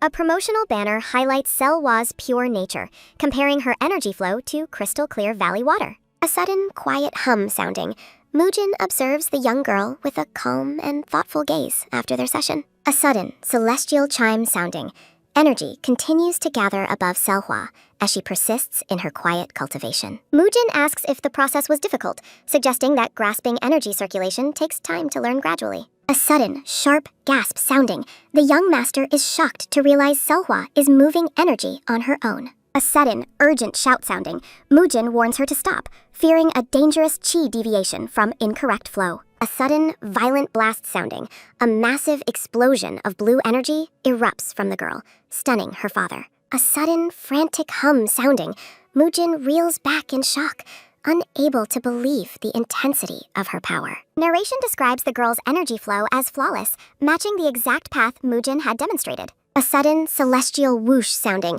Mujin watches in terror as Seolhwa begins drawing in the energy of others. A sudden, sharp snap sounding, Mujin pulls his hand away, feeling the violent energy surge uncontrollably. Mujin gazes at the girl with wide-eyed shock, reeling from the sensation of her incredibly violent, erupting energy. A narration panel compares the girl's hunger for internal energy to a starving beast that has finally found prey. A sudden, calm whoosh sounding, the energy finally settles as Seolhwa returns to a state of peaceful meditation. Mujin asks if she is finished, clearly shaken by the unbelievable display of talent he just witnessed. A sudden, confused hum sounding, Mujin questions if she already knew the Namgung cultivation method beforehand. Mujin is baffled when Seolhwa claims she just copied him, finding her innate talent almost impossible to believe. A sudden, curious hum sounding, Mujin asks Seolhwa if she understands the incredible stage she has already achieved. Mujin explains the 12 stages of martial achievement, noting that the 10th stage represents ultimate perfection. Mujin explains that reaching the 3rd stage usually takes an ordinary person years of intense training. A sudden, curious puff sounding, Mujin is left breathless by Seolhwa's terrifyingly fast progress. He notes that she achieved in 2 hours what even geniuses take a full year to master. A sudden, sharp tap sounding, Mujin reels in disbelief, realizing the magnitude of Seolhwa's hidden potential. A sudden, quiet hum sounding, he gazes at Seolhwa, fully convinced that his daughter is a transcendent genius. He thinks to himself that she is a martial talent the world may never see again. A sudden, rhythmic step sounding, a group in straw hats travels together as one, addresses their master. They arrive at Hefay, marveling at the grandeur of one of the Central Plain's greatest cities. A sudden, joyful grin sounding, the man is identified as the Hwashan sect's plum blossom sword, No Mun. A sudden, excited chime sounding, the young disciple eagerly asks if they will see the legendary Sword Emperor. A sudden, nervous sweat sounding, a disciple questions his master's crude analogy about their current situation. A sudden, sharp thud sounding, No Mun pushes the young man's hat down to silence his complaints. Yu Pyo, the Hwashan sect's first disciple, reminds the group to avoid causing any unnecessary commotion. A sudden, soft rustle sounding, a younger traveler adjusts his straw hat while obeying his senior brother. A sudden, bright sparkle sounding, he tells his senior to leave everything to him amidst blooming daisies. This enthusiastic youth is revealed to be Yu Gum, the first disciple of the Hwashan sect. A sudden, weary sigh sounding, the group heads toward an inn to rest before the festival begins. A sudden, quick peak sounding, a hand lifts the edge of a hat to observe the bustling city. A sudden, rhythmic gallop sounding, a carriage travels through the blue-tinted evening streets of Hefay. Townspeople whisper in awe, wondering if the carriage belongs to the legendary Namgung family's returning lady. A sudden, heavy creak sounding, the ornate carriage rolls on as rumors of the girl's return spread. A child excitedly points out the first young master, noting his prominent arrival alongside the carriage. A sudden, calm trot sounding, Mujin rides through the city, hoping their return brings lasting peace. A sudden, sharp rustle sounding, a masked observer watches the procession from the shadows of a roof. A sudden, rhythmic crunch sounding, Seolhwa eats snacks while someone asks if she's acting as bait. A sudden, soft sip sounding, the girl wonders if the family heads are currently searching in vain. A sudden, quiet splash sounding, the secret wind sword drinks his tea while listening to her plan. A sudden, rhythmic crunch sounding, the man asks if she has a signal to lure the assassins out. A sudden, sharp tap sounding, Seolhwa sets down her skewers, claiming she is merely speculating about them. A sudden, soft rustle sounding, the group discusses the patriarch's movements while seated at a dark table. A sudden, dizzying spin sounding, the man laughs before his vision blurs and he begins to stumble. A sudden, painful groan sounding, the secret wind sword clutches his face as poison takes effect. A sudden, frantic hum sounding, he realizes the tea was drugged as the two women watch him. A sudden, sharp slice sounding, the man's consciousness fades while a mysterious energy fills the room. A sudden, heavy thud sounding, the man collapses onto the table, completely unconscious from the drugged tea. A sudden, quiet tap sounding, Seolhwa pokes the man to ensure he is truly out for the count. A sudden, curious hum sounding, Seolhwa looks at the woman who asks if she is being trusted. A sudden, joyful chime sounding, the green-robed woman boasts about the reliability of her knockout medicine. She notes that Seolhwa has a talent for complication, wondering how the secret wind sword will react. A sudden, formal bow sounding, the woman declares her help finished and asks to be excluded now. A sudden, quiet rustle sounding, the woman calls Seolhwa clever yet shameless as the girl prepares. A sudden, thoughtful hum sounding, the green-robed woman watches Seolhwa with a lingering, curious gaze. A sudden, sharp stop sounding, Seolhwa pauses on a rooftop, now wearing a dark mask and gear. The green-robed woman notes that Seolhwa planned to handle this alone from the very beginning. The woman warns that Seolhwa cannot solve every problem in the world by herself forever. A sudden, soft rustle sounding, she tells the stubborn girl to return without getting hurt. A sudden, powerful dash sounding, Seolhwa leaps across the rooftops, a dark blur against the night. A sudden, celestial whoosh sounding, the girl descends through the air with incredible, weightless grace. A sudden, quick peak sounding, the masked girl observes the dark forest below from a high vantage. A sudden, majestic leap sounding, Seolhwa dives into the trees to begin her dangerous solo mission. Sensing movement in the shadows, the masked girl prepares for an ambush coming from both front and back. Her blue eyes narrow with intense focus, bracing for the inevitable clash in the dark, silent forest. A sudden, sharp clang sounding, Seolhwa draws her blade to deflect a lethal projectile aimed directly at her. The girl's lightning-fast reflexes save her life as a hidden throwing knife is batted away into the darkness. Narrowly avoiding a follow-up attack, she stays light on her feet, searching for the unseen assailant's precise location. A sudden, heavy thud sounding, she kicks away another incoming weapon with a display of incredible martial grace. A sudden, lethal whistle sounding, a barrage of sharpened knives rains down on her from every possible angle. The masked warrior leaps away just in time, the ground where she stood peppered with gleaming cold steel. Flipping through the air with weightless agility, she evades the relentless pursuit of the hidden, shadow-dwelling assassins. Seolhwa grips her ornate sword tighter, realizing she is facing a master of concealed weapons and long-range tactics. A sudden, brilliant spark sounding, she effortlessly parries another projectile, her confidence growing despite the overwhelming hidden odds. A sudden, resonant bang sounding, a vivid pink flare illuminates the night sky, signaling the start of a hunt. Landing softly in a small clearing, the purple-haired girl remains on high alert, her sword ready for anything. Frustrated by the cowardice of her enemies, she demands they reveal themselves and face her in open combat. Her voice echoes through the trees, met only by the rustling leaves, as the hidden killers maintain their silence. A man's mocking voice cuts through the tension, calling her young tower master while he hides in shadows. Powell finally steps forward, his dark hair marked by a white streak, greeting his former comrade with malice. Seolhwa coldly questions his presence, stating their relationship is far beyond the point of any friendly or formal greetings. The man admits his delight at her betrayal of the Tower Master, but she remains completely indifferent to him. Powell brandishes his sword, his eyes gleaming with the sadistic hope of finally being the one to kill her. He dismisses her past achievements as absurd, fueled by a deep-seated jealousy that has poisoned their shared history. A sudden, powerful whoosh sounding, Powell lunges from above, obsessed with taking her head to please his master. She dodges with ease, mocking his transparent jealousy and labeling him a truly disgusting and pathetic fellow.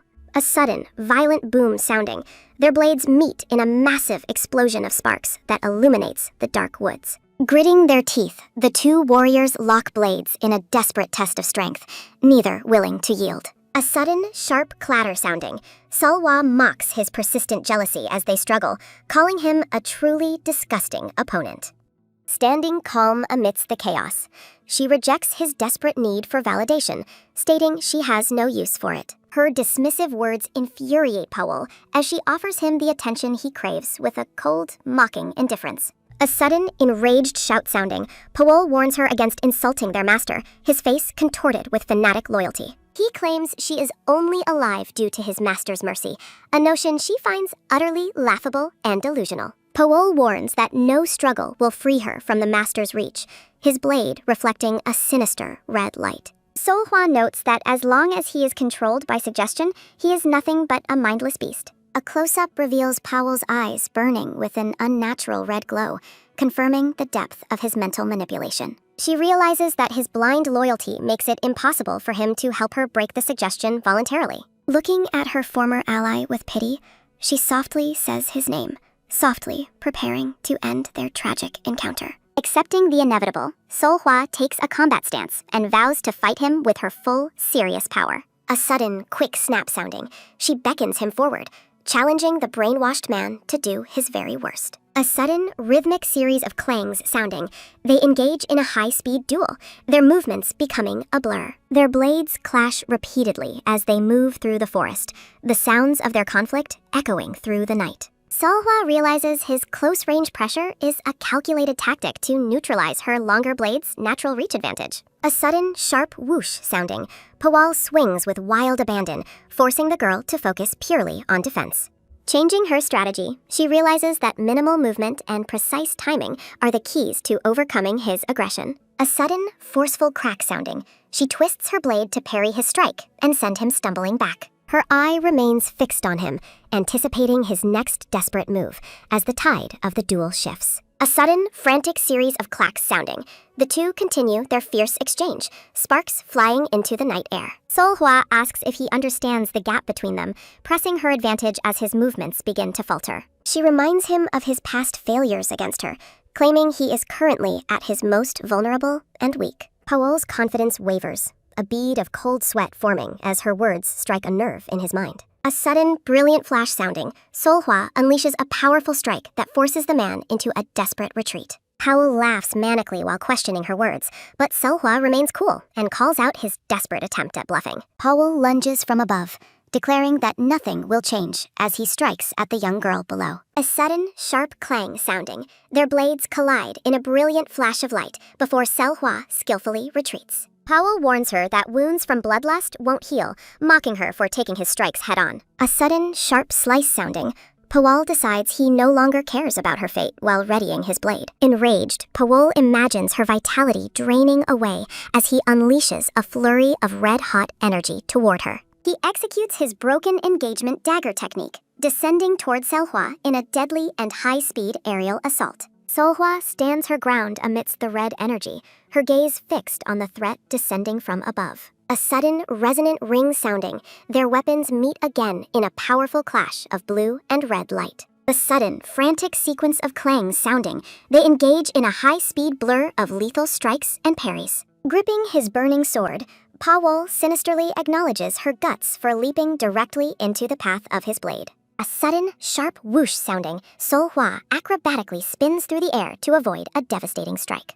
A sudden, painful slice sounding, Seolhwa winces as a shallow cut opens on her shoulder during the exchange. A sudden, heavy thud sounding, the two lock blades, creating a shockwave that rattles the surrounding dark forest. A sudden, quick dash sounding, Seolhwa flips backward, her feet grazing the ground as she regains her composure. A sudden, resonant ring sounding, Powell's grin widens as he prepares to press his advantage against the wounded girl. A sudden, thunderous crash sounding, they collide with overwhelming force, their auras illuminating the clear night sky. Seolhwa grips her sword hilt with both hands, her eyes burning with determination for the next crucial move. A sudden, heavy thud sounding, Seolhwa delivers a decisive strike that draws blood from Powell's side. A sudden, resonant boom sounding, a massive pillar of light erupts as their final attacks collide in the clearing. A sudden, light gust sounding, the scene shifts to blood-splattered grass as pained gasps fill the quiet air. A sudden, heavy thud sounding, Powell collapses to the ground, clutching his head in utter defeat and frustration. A sudden, soft rustle sounding, he groans while realizing he has been outclassed by the young girl's skill. Looking up in disbelief, Powell calls her a wolf hiding among sheep, stunned by her terrifying combat prowess. Seolhwa stands silhouetted by a demonic red light. Her cold gaze, Powell mocks her nature as Seolhwa's hand tightens around her sword hilt in a silent, mounting rage. Seolhwa points her blade at the fallen man, coldly ordering him to stay in his proper place. A sudden, sharp ring sounding, the girl draws her sword across golden bells to initiate a final technique. The image shifts to a dark, abstract profile of Seolhwa against a textured and blood-red background. A sudden, heavy boom sounding, a massive cloud of smoke erupts around the clearing to mask the escape. A sudden, sharp whoosh sounding, Seolhwa coughs as she tries to see through the thick, white haze. Seolhwa realizes the smoke is a specialized sleep bomb, frustrated as she realizes her target has fled. A sudden, light gust sounding, the clearing falls silent as Powell vanishes into the shadows of the forest. A promotional banner for the series appears, indicating that the current chapter has reached its conclusion. A sudden, sharp whoosh sounding, Powell leaps through the trees, desperate to escape the monster he just faced. Powell curses his body's failure, shocked that his blood curse persists even after he believed it was gone. A sudden, sharp whistle sounding, a kunai flies through the air as Powell realizes he must flee faster. A sudden, painful gag sounding, Powell coughs up blood, his health rapidly deteriorating as he stumbles through the woods. A sudden, heavy thud sounding, the man collapses face first into the dirt, gasping for air in absolute exhaustion. Lying in the dirt, Powell looks up at Seolhwa in terror as she stands over his broken form. Seolhwa reminds him that he left his sword behind, calmly watching as he struggles to even speak. A sudden, soft rustle sounding, Seolhwa approaches Powell, who desperately begs for his life as his strength fails. A sudden, heavy thud sounding, she crouches beside him, dismissing his pleas as nonsense now that the fight is over. A sudden, soft tap sounding, Seolhwa reaches out toward Powell's forehead, causing the man to flinch in terror. A sudden, resonant ring sounding, she delivers a quick strike to his collar, effectively subduing any remaining resistance. A sudden, bright flare sounding, Seolhwa extends her hand, channeling energy to address the man's critical injuries. A sudden, quick tap sounding, she applies pressure to a point on his chest, stopping his immediate internal bleeding. Powell stares up in bewilderment, trembling as he realizes that Seolhwa has actually chosen to save his life. A sudden, sharp tear sounding, Seolhwa rips a piece of cloth to bandage his wounds, surprising the defeated man. Seolhwa continues her medical treatment, prompting a confused Powell to question why she is helping her former enemy. Seolhwa declares she will spare him this once, refusing to act according to someone else's murderous wishes. Powell realizes the master's true intention was never his death, as Seolhwa finishes bandaging his bleeding wounds. Looking at the Grand Tower, Powell understands he was merely a disposable pawn in the master's elaborate game. Seolhwa urges the defeated man to survive so he can deliver a critical message to his master. Powell looks up with newfound resolve, declaring he will no longer live as a slave to the master. Seolhwa acknowledges his defiance, noting that his choice to live for himself officially makes them enemies. Powell scoffs, questioning why the world always treats her as someone so uniquely special compared to him. He vents his resentment over her constant recognition, but Seolhwa warns him not to misunderstand her position. Looking down at him, Seolhwa points out they are both merely puppets for the Blood Demon's twisted amusement. She coldly observes that the only difference between them is the duration of their use before inevitable death. Standing together in the quiet clearing, she insists they are in the same boat and should stop pretending. Seolhwa reveals two small golden bells in her hand, causing the injured man to flinch back in surprise. The golden trinkets catch the faint light as Seolhwa prepares to discuss the master's psychological hold over her. She directly asks Powell if he knows the secret method to break the powerful hypnosis placed upon her. Powell admits his ignorance, explaining that Lord Lu Zhu only ever referred to the hypnosis as a gift. He shares the master's claim that her state of hypnosis allows him to control her as a mindless servant. Powell clutches his head in despair, realizing the master would never trust a lowly pawn with such vital information. Seolhwa sighs in disappointment, frustrated by this significant misstep in her search for freedom from the cult. Her vision begins to flicker as she realizes the potent sleeping toxin is finally reaching its physical limit. She commands Powell to leave and seek medical treatment so he can deliver her message by next month. The girl turns away, disappearing into the thick shadows of the forest to deal with her growing exhaustion. Seolhwa suddenly stops in her tracks, sensing a familiar and overwhelming presence emerging from the dark woods. A mysterious man with long dark hair arrives, carrying the unconscious form of Powell over his shoulder. She stands frozen, watching the newcomer as he steps into the faint moonlight filtering through the trees. The stranger comments on the situation, his presence radiating a level of power that dwarfs anyone she has faced. Seolhwa's eyes widen in recognition as the man greets her,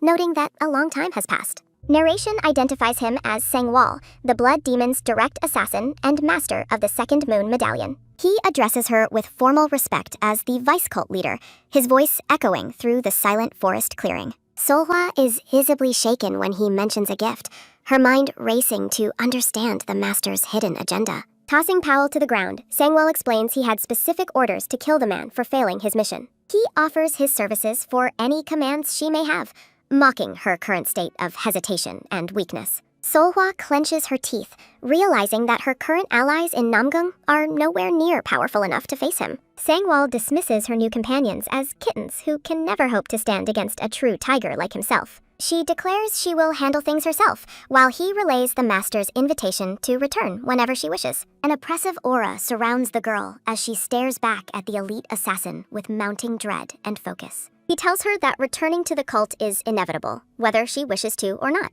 Giant red spirit snakes coil around the clearing as Sangwol advises her to surrender rather than resist pointlessly. He observes her closely, noting that her current strength is surprisingly high despite her obvious physical health issues. Realizing he may have underestimated her prowess, the man gathers green spiritual energy into his palm to retreat. Sangwol decides to withdraw for the day, leaving Seolhwa alone to ponder the master's terrifying reach. He vanishes into the blue mist of the night, promising that their paths will certainly cross again soon. The clearing falls silent once more, leaving Seolhwa to reflect on the master's decision to grant her a reprieve. Though her pride is wounded, she is relieved to have bought more time to prepare for the coming conflict. Feeling the weight of her injuries, she decides to return to the safety of the Namgung estate immediately. Her legs tremble with every step as she fights against the lingering effects of the battle and toxins. A sudden memory of a violent past flashes before her eyes, showing a scene of total carnage and blood. In a flashback, a young Seolhwa stands over a pile of corpses while a mentor figure orders her to kill. The bloody scene highlights the brutal upbringing she endured within the cult, surrounded by death and cold instruction. A man with bloodied hands instructs her to leave no survivors, reinforcing the heartless nature of her training. He reminds her of the core law of their existence: kill or be killed in the cruel pursuit of power. Returning to the present, a leaf falls softly on Seolhwa's face as she refocuses her resolve to move forward. Seolhwa awakens beneath a heavy robe as dawnlight filters through the quiet morning air. Realizing time has slipped away, she starts to rise, but suddenly halts in startled confusion. Looking back, the girl discovers her hands have been securely bound while she was unconscious. A man with dark hair in purple robes approaches, surprising her with his sudden presence. He notes her healthy complexion with a cheerful smile as he walks toward the porch. A sudden, soft thud sounding, the man asks if she rested well, while she warily replies. Sitting down, he warns her against sleeping in the open, confusing her with his friendly demeanor. He questions if her master sent her, causing Seolhwa to stare back in bewildered silence. The stranger explains he's snuck out to play and only stayed because of her interesting presence. Seolhwa demands to be untied, but the man playfully refuses to release her just yet. He asks who she would kill if set free, his gaze turning sharp and inquisitive. She denies being an assassin, but he mocks the claim given her blood-soaked state and aura. When she questions the restriction, he simply laughs and declares it is not allowed. Seolhwa wonders why he saved her if he truly believed she was a dangerous killer. He admits his original plan was to report her until he deduced her true identity. He points a finger at her, his expression full of confidence and secret knowledge. The man looks delighted with himself, clearly enjoying the tension of their confrontation. He continues his dramatic pointing as Seolhwa's irritation begins to visibly boil over. She accuses him of intentionally messing with her, but he claims he was only verifying his theory. He mentions her strange, impure energy signature, which he sensed while she was resting. Explaining that a real assassin would have chosen death, he finally yields to her furious command. A sudden, soft rustle sounding, Seolhwa finally sits free, though her eyes remain cold and focused. He apologizes for the binding, claiming it was a necessary precaution for his own safety. A sudden, resonant hum sounding, Seolhwa lunges forward, her palm glowing with intense blue energy. The man flinches as the sheer power of her sudden strike narrowly misses his face. A sudden, sharp whoosh sounding,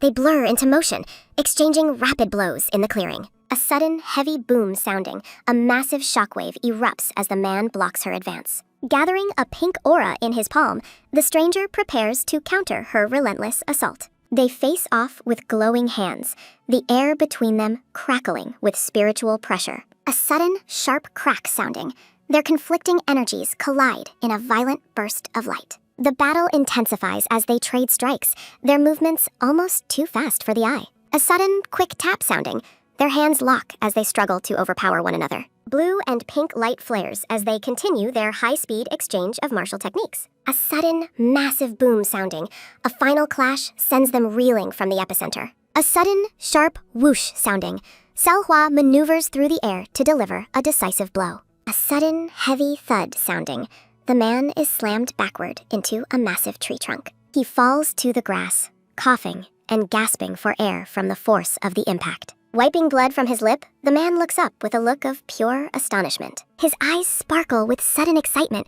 seemingly thrilled by the girl's terrifying strength. Seolhwa stands unimpressed, questioning why he is reacting so strangely to his own defeat. She demands he properly introduce himself now that the test of strength is over. Looking up from the ground, the man seems stunned by her straightforward and cold demand. He formally identifies himself as Yu Gang, the top disciple of the Manhwa sect. Seolhwa asks his purpose in Happy, but he coyly dismisses the question as a secret. She ponders the reputation of the Manhwa sect, noting his arrival was sooner than expected. Yu Gang begs her to help him avoid his master's wrath as repayment for his aid. Walking away, she ignores his pleas, as he argues for his life to be spared once. She declares they are officially even, leaving the man momentarily speechless as she departs. Turning back, she invites him to visit the Namgung estate if he ever needs assistance.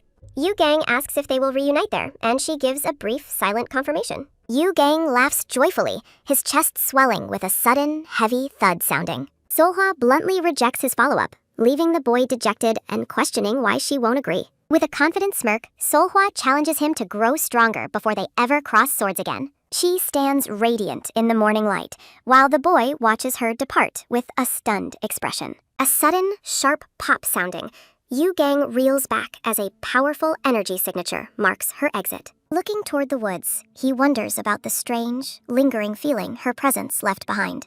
Bathed in falling petals, Yu Gang clutches his heart, completely captivated by the girl's overwhelming aura. Two guards stand at attention before the massive, ornate gates of the Namgung family estate. A sudden, soft rustle sounding, one guard peers forward in confusion, sensing someone approaching the manor. The sentries whisper in disbelief as they realize the bedraggled figure walking toward them is Seolhwa. Sweating with anxiety, the guard confirms her identity, shocked by her return in such a state. Seolhwa strides through the courtyard, ignoring the gasps of the servants as she passes them by. The onlookers recoil in horror, unable to comprehend the dark intensity and bloodied state of the girl. Narration emphasizes the thick scent of blood clinging to her as she moves toward the inner chambers. Her dark boots step across the stone floor, leaving a trail of silent dread in her wake. A sudden, light tap sounding, she steps onto the wooden porch, ready to face her family.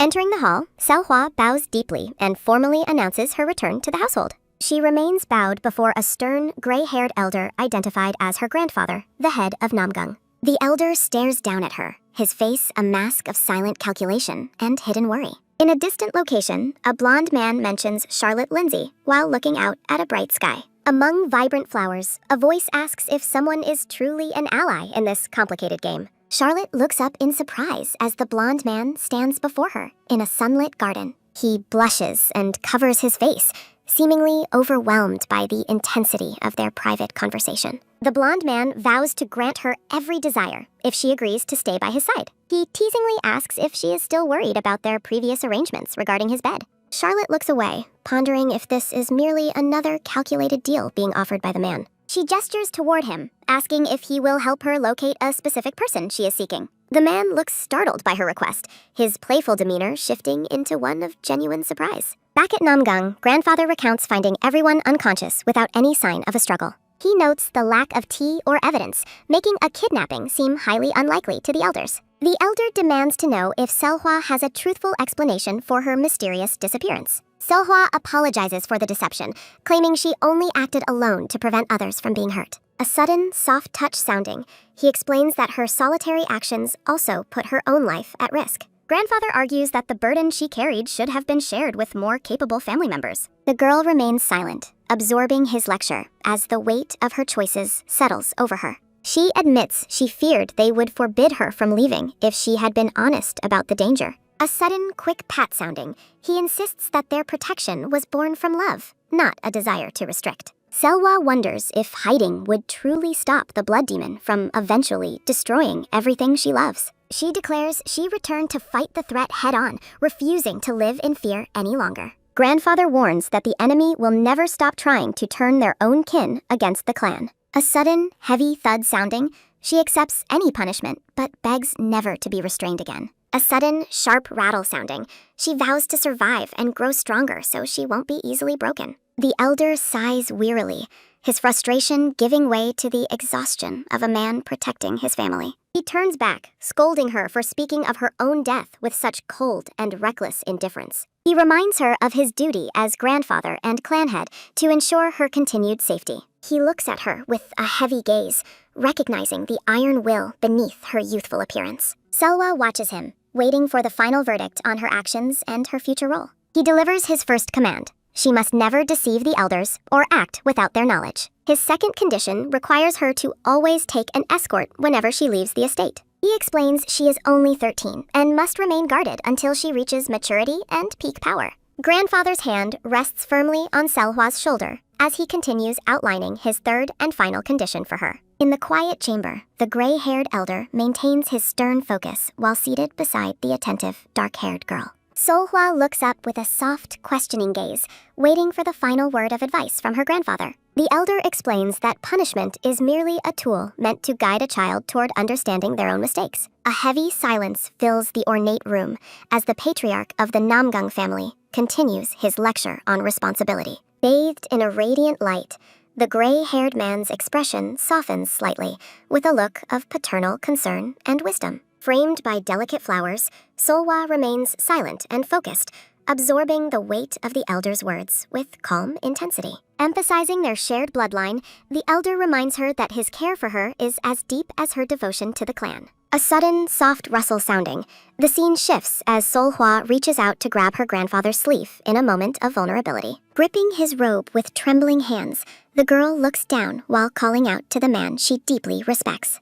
A sudden, light tap sounding, the elder later walks through the sunlit outer courtyard of the vast Namgung family estate. Stopping mid-stride, the gray-haired man inquires about Seolhwa's well-being with an expression of lingering worry for his granddaughter. A dark-haired man in elegant robes stands waiting, his face tense with the burden of recent events and family secrets. Walking together, the elder instructs the dark-haired man to allow Seolhwa to rest, noting her injuries are not life-threatening. The elder acknowledges the man's frantic search beyond the city, recognizing the deep paternal concern that drove his recent actions. Looking troubled, the dark-haired man asks for a moment of his father's time to discuss an urgent, sensitive matter. Narration reveals that malicious rumors targeting Seolhwa's reputation are spreading like wildfire throughout the entire Namgung Clan estate. People whisper in the shadows, fueled by suspicious gossip claiming the girl only returned to steal the family's secret techniques. Seated behind his desk, the clan head demands a detailed report on the source of these unsettling and suspicious rumors. The dark-haired man notes the suspicious certainty of the rumors,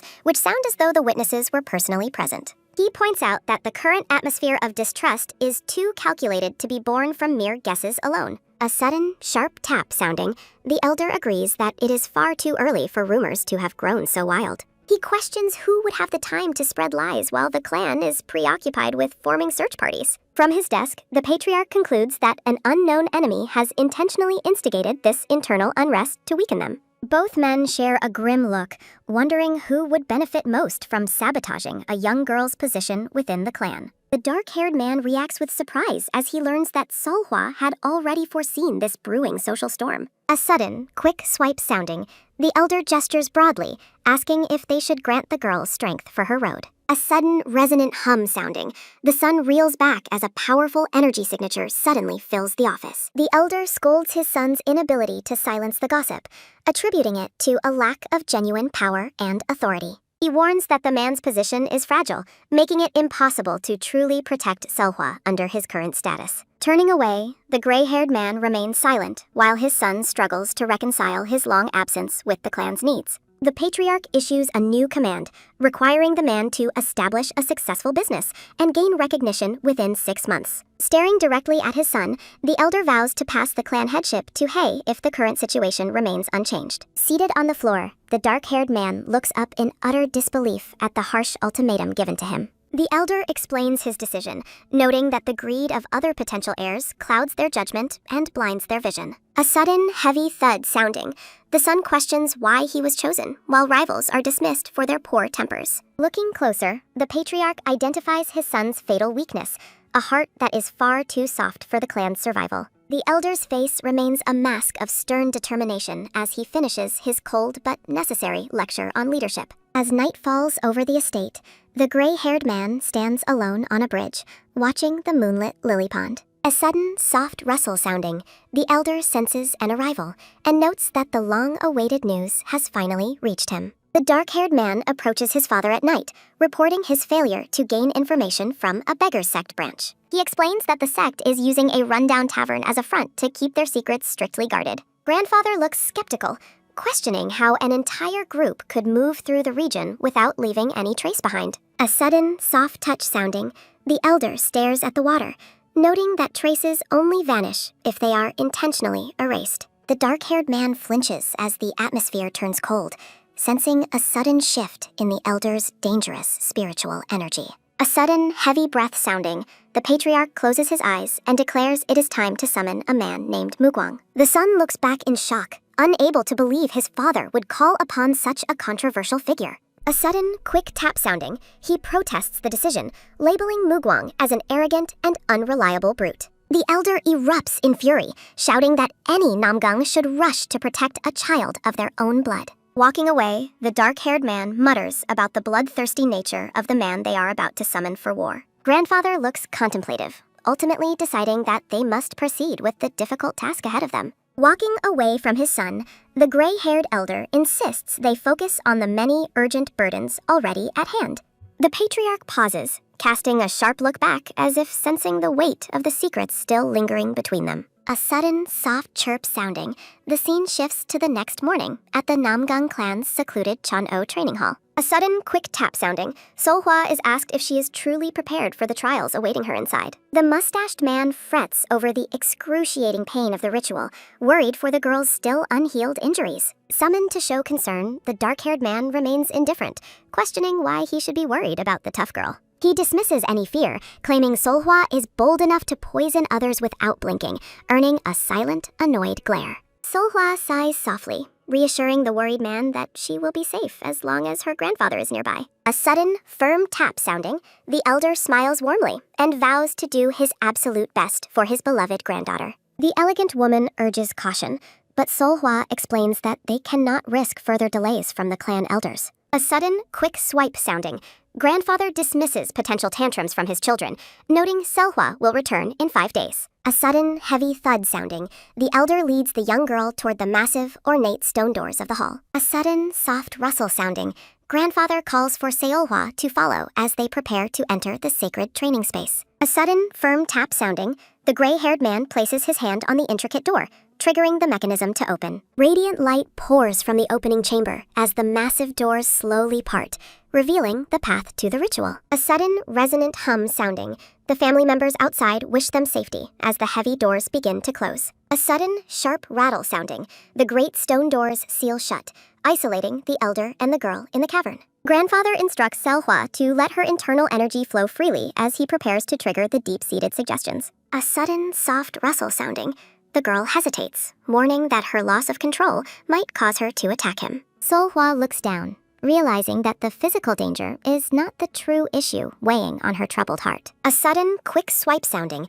she fears that revealing her secret martial arts will shatter the hard-won trust between them. A sudden, soft swallow sounding, the girl gazes up at the elder with a mix of uncertainty and profound respect. She reminds her grandfather of her previous request for help, seeking his guidance through the darkness within her. Seolhwa's expression turns grimly determined as she prepares herself for the mental and spiritual onslaught about to begin. The elder remains silent, his calm gaze reflecting the unwavering strength he intends to share with his granddaughter. A sudden, firm tap sounding, Seolhwa closes her eyes and focuses inward as the elder initiates the energy transfer. A sudden, heavy breath sounding, grandfather reflects on the unpredictable nature of the human heart as he begins the process. A sudden, sharp rattle sounding, a powerful surge of spiritual energy begins to manifest within the quiet stone training chamber. A sudden, resonant hum sounding, swirling blue energy fills the hall, surrounding the pair as the ritual gains momentum.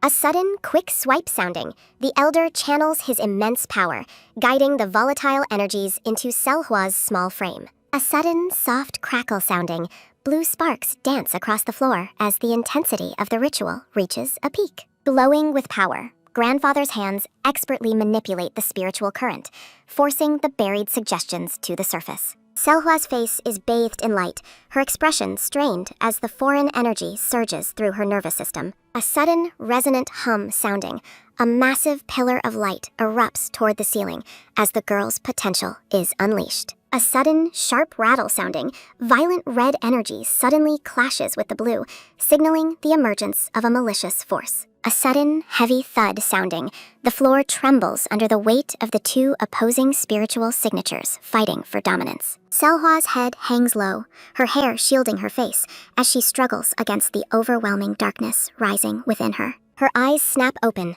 glowing with a terrifying red light that signals the loss of her conscious control. A sudden, soft crackle sounding, The girl stands silhouetted against flickering red flames, her aura turning cold and predatory. A sudden, quick swipe sounding, she acknowledges the familiar malicious presence before launching a lightning-fast kick at her grandfather. A sudden, resonant hum sounding, the elder effortlessly blocks the strike, his blue aura acting as a steady, protective shield. A sudden, heavy thud sounding, Seolhwa lands on all fours, the impact of her fall cracking the stone beneath her. A sudden, sharp rattle sounding, the patriarch remains focused, watching for the moment the girl can regain her true self. Trembling with the effort, the girl's red eyes flicker as she desperately tries to fight back against the bloodlust. A sudden, quick swipe sounding, she leaps through the air with unnatural speed, her movements driven by pure, instinctual aggression. A sudden, firm tap sounding, the elder praises her good judgment as she manages to briefly stabilize her position. Commanding her to draw her weapon, grandfather watches as Seolhwa reaches for a sword to test her lingering willpower. Drawing the blade, she realizes that only the caster or the depletion of her own energy can break the spell. A sudden, firm tap sounding, grandfather confirms her correct assessment as they prepare for the final stage of the ritual. Gripping an ornate hilt, the elder resolves to force his ki into a rampage to burn the corruption away. Grandfather stands amidst a surge of draconic energy, his sword held ready for the trial ahead. With an intense gaze, the patriarch invites his granddaughter to begin their combat as the ritual commences. A sudden, resonant hum sounding, the two warriors engage in a blinding flash of steel and spiritual energy. Seolhwa unleashes a flurry of strikes, her red aura clashing violently against her grandfather's stalwart defense. A sudden, sharp rattle sounding, the elder blocks an overhead strike from the girl, who moves with unnatural speed. The stone floor trembles as Seolhwa presses her attack, her strikes becoming a blur of crimson light. Watching her closely, grandfather observes that she compensates for her lack of raw strength with incredible, troublesome speed. A sudden, soft rustle sounding, a dark and swirling energy begins to pool behind the girl's silhouette. High-speed exchanges light up the dark chamber as the two masters trade blows in a dance of pure instinct. A sudden, heavy thud sounding, a massive explosion of sparks erupts from the point of their intersecting blades. Her eyes glowing with a terrifying red light, Seolhwa remains silent as she continues her relentless assault. Leaping off the walls, the girl strikes with predatory precision, her movements driven by a dark internal force. A sudden, quick swipe sounding, Seolhwa carves through the air, leaving a trailing arc of jagged red energy. Grandfather pauses, noting that he may soon be unable to match the girl's sheer intensity and pace. A look of surprised realization crosses the patriarch's face as he acknowledges the true depth of her hidden skills. Seolhwa crouches amidst flames, her grandfather realizing that her random swinging has transformed into actual sword techniques. A sudden, soft crackle sounding, the girl's blade hums with a malicious power that pulses in rhythm with her heartbeat. A sudden, resonant hum sounding, grandfather watches as a massive vortex of crimson energy swirls around his granddaughter. Moving with blinding lethality, Seolhwa draws her blade once more, the weapon glowing with an intense, bloody light. Shocked by the familiar aura, the elder questions the nature of the energy manifesting before his very eyes. A sudden, heavy breath sounding, Seolhwa unleashes a colossal pillar of red spiritual energy that shakes the entire training hall. The patriarch stares up at the sky-tearing power, witnessing the collision of their opposing martial philosophies. A sudden, sharp rattle sounding, the chamber is engulfed in a blinding white and red flash from the impact. As the smoke clears, grandfather stands firm within a crater, his eyes searching for the girl in the haze. A sudden, quick swipe sounding, the elder intercepts a lethal strike, his blue aura barely holding back her red flame. A sudden, resonant hum sounding, the two become a single point of light within a massive, swirling energy storm. Stepping back, the elder mutters in disbelief as the reality of her strength finally shatters his expectations. Grandfather recognizes the fusion of legendary techniques within her style, from the Great Yawn to the Heavenly Wind. Surrounded by ghostly white birds, Seolhwa descends like a vengeful spirit, her sword aimed directly at the patriarch. A sudden, soft swallow sounding, the girl's expression remains a mask of cold, focused determination amidst the chaos.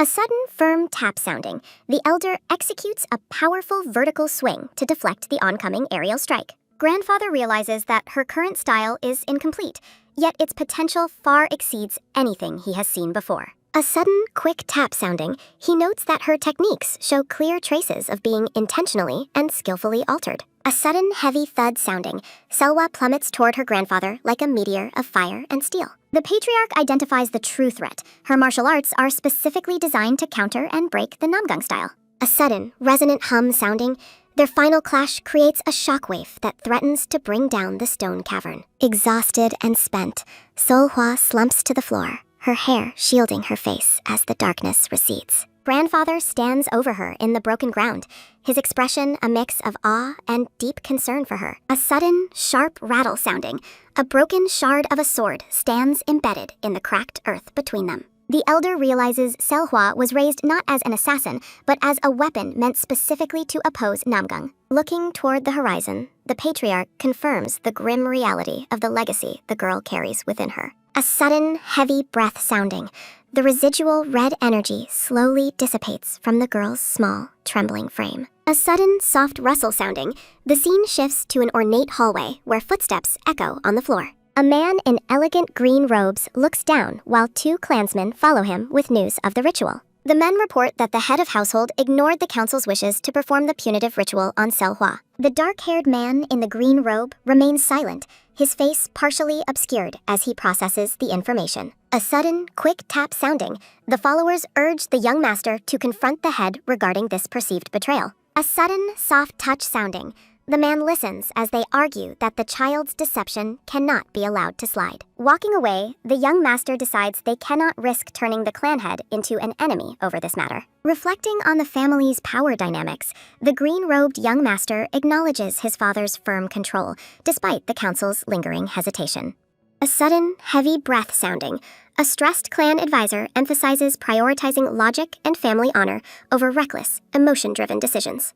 Standing together, the clansmen discuss the household head's calculating nature, noting that his warm exterior masks a masterfully strategic mind. A sudden, soft rustle sounding, the young master plots to divert his father's attention before his newfound pity for Seolhwa vanishes. Interrupted by the news of uninvited guests from Manhwa, the green-robed man realizes the clan's internal affairs are becoming public. Staring at the massive, sealed gates, the young master senses a golden opportunity to act while the patriarch remains occupied within. A sudden, sharp rattle sounding, a tensed hand grips a hilt with white-knuckled intensity as the ritual inside reaches a climax. A sudden, resonant hum sounding, the training hall floor shatters as the patriarch and Seolhwa clash in a violent explosion of energy. A sudden, heavy thud sounding, the elder blocks a ferocious strike, his steady composure contrasting with the girl's chaotic and aggressive aura.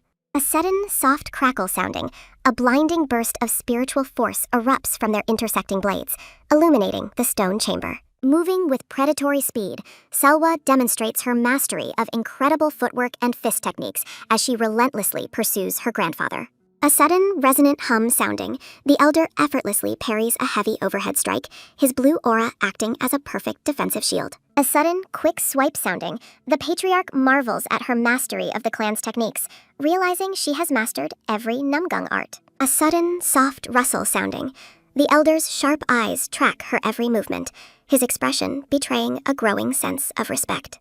A sudden, sharp rattle sounding, the girl's red-tinged aura clashes violently against the patriarch's stalwart blue defense in a shower of sparks. A sudden, resonant hum sounding, the elder stands his ground as a golden light emanates from him, preparing to conclude the ordeal. Charging a dense sphere of crimson energy, Seolhwa ignores her grandfather's warning that continuing this path could prove fatal. A sudden, heavy breath sounding, the patriarch intercepts her charge, his hand making firm contact with her head to disrupt her momentum. A sudden, firm tap sounding, the elder commands her to stop as he prepares the final surge to stabilize her spirit. A sudden, resonant hum sounding, a massive pillar of light erupts toward the ceiling, signaling the successful stabilization of her volatile power.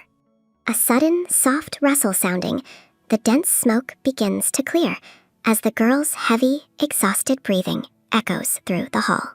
A sudden, heavy thud sounding, the patriarch declares the trial finished as Seolhwa collapses, her strength completely spent from the intense ritual. Standing over the fallen girl, the elder notes that they have survived 2 full days inside the sacred training chamber. A sudden, soft swallow sounding, the patriarch acknowledges her fierce, almost pitiful willpower as she remains slumped on the shattered floor. A sudden, resonant hum sounding, the elder prepares to show her a glimpse of true mastery, drawing his ornate ceremonial blade. A sudden, quick tap sounding, he tells her to watch closely as her glowing red eyes focus on the unfolding spiritual manifestation. A sudden, resonant hum sounding, a majestic blue dragon of pure spiritual energy swirls around the patriarch as he unleashes his power. A sudden, soft rustle sounding, the pair are bathed in a calming blue light, representing a power that can never be broken. A sudden, soft crackle sounding, the elder's blade hums with a refined energy, a stark contrast to the girl's previous aggression. A sudden, resonant hum sounding, the draconic energy gently envelops Seolhwa, sealing the cracks in her spirit and reinforcing her core. A sudden, heavy breath sounding, the girl lets out a faint sigh of relief as the oppressive darkness finally recedes from her mind. A sudden, resonant hum sounding, the training chamber is flooded with a brilliant, purifying light that washes away the last traces of corruption.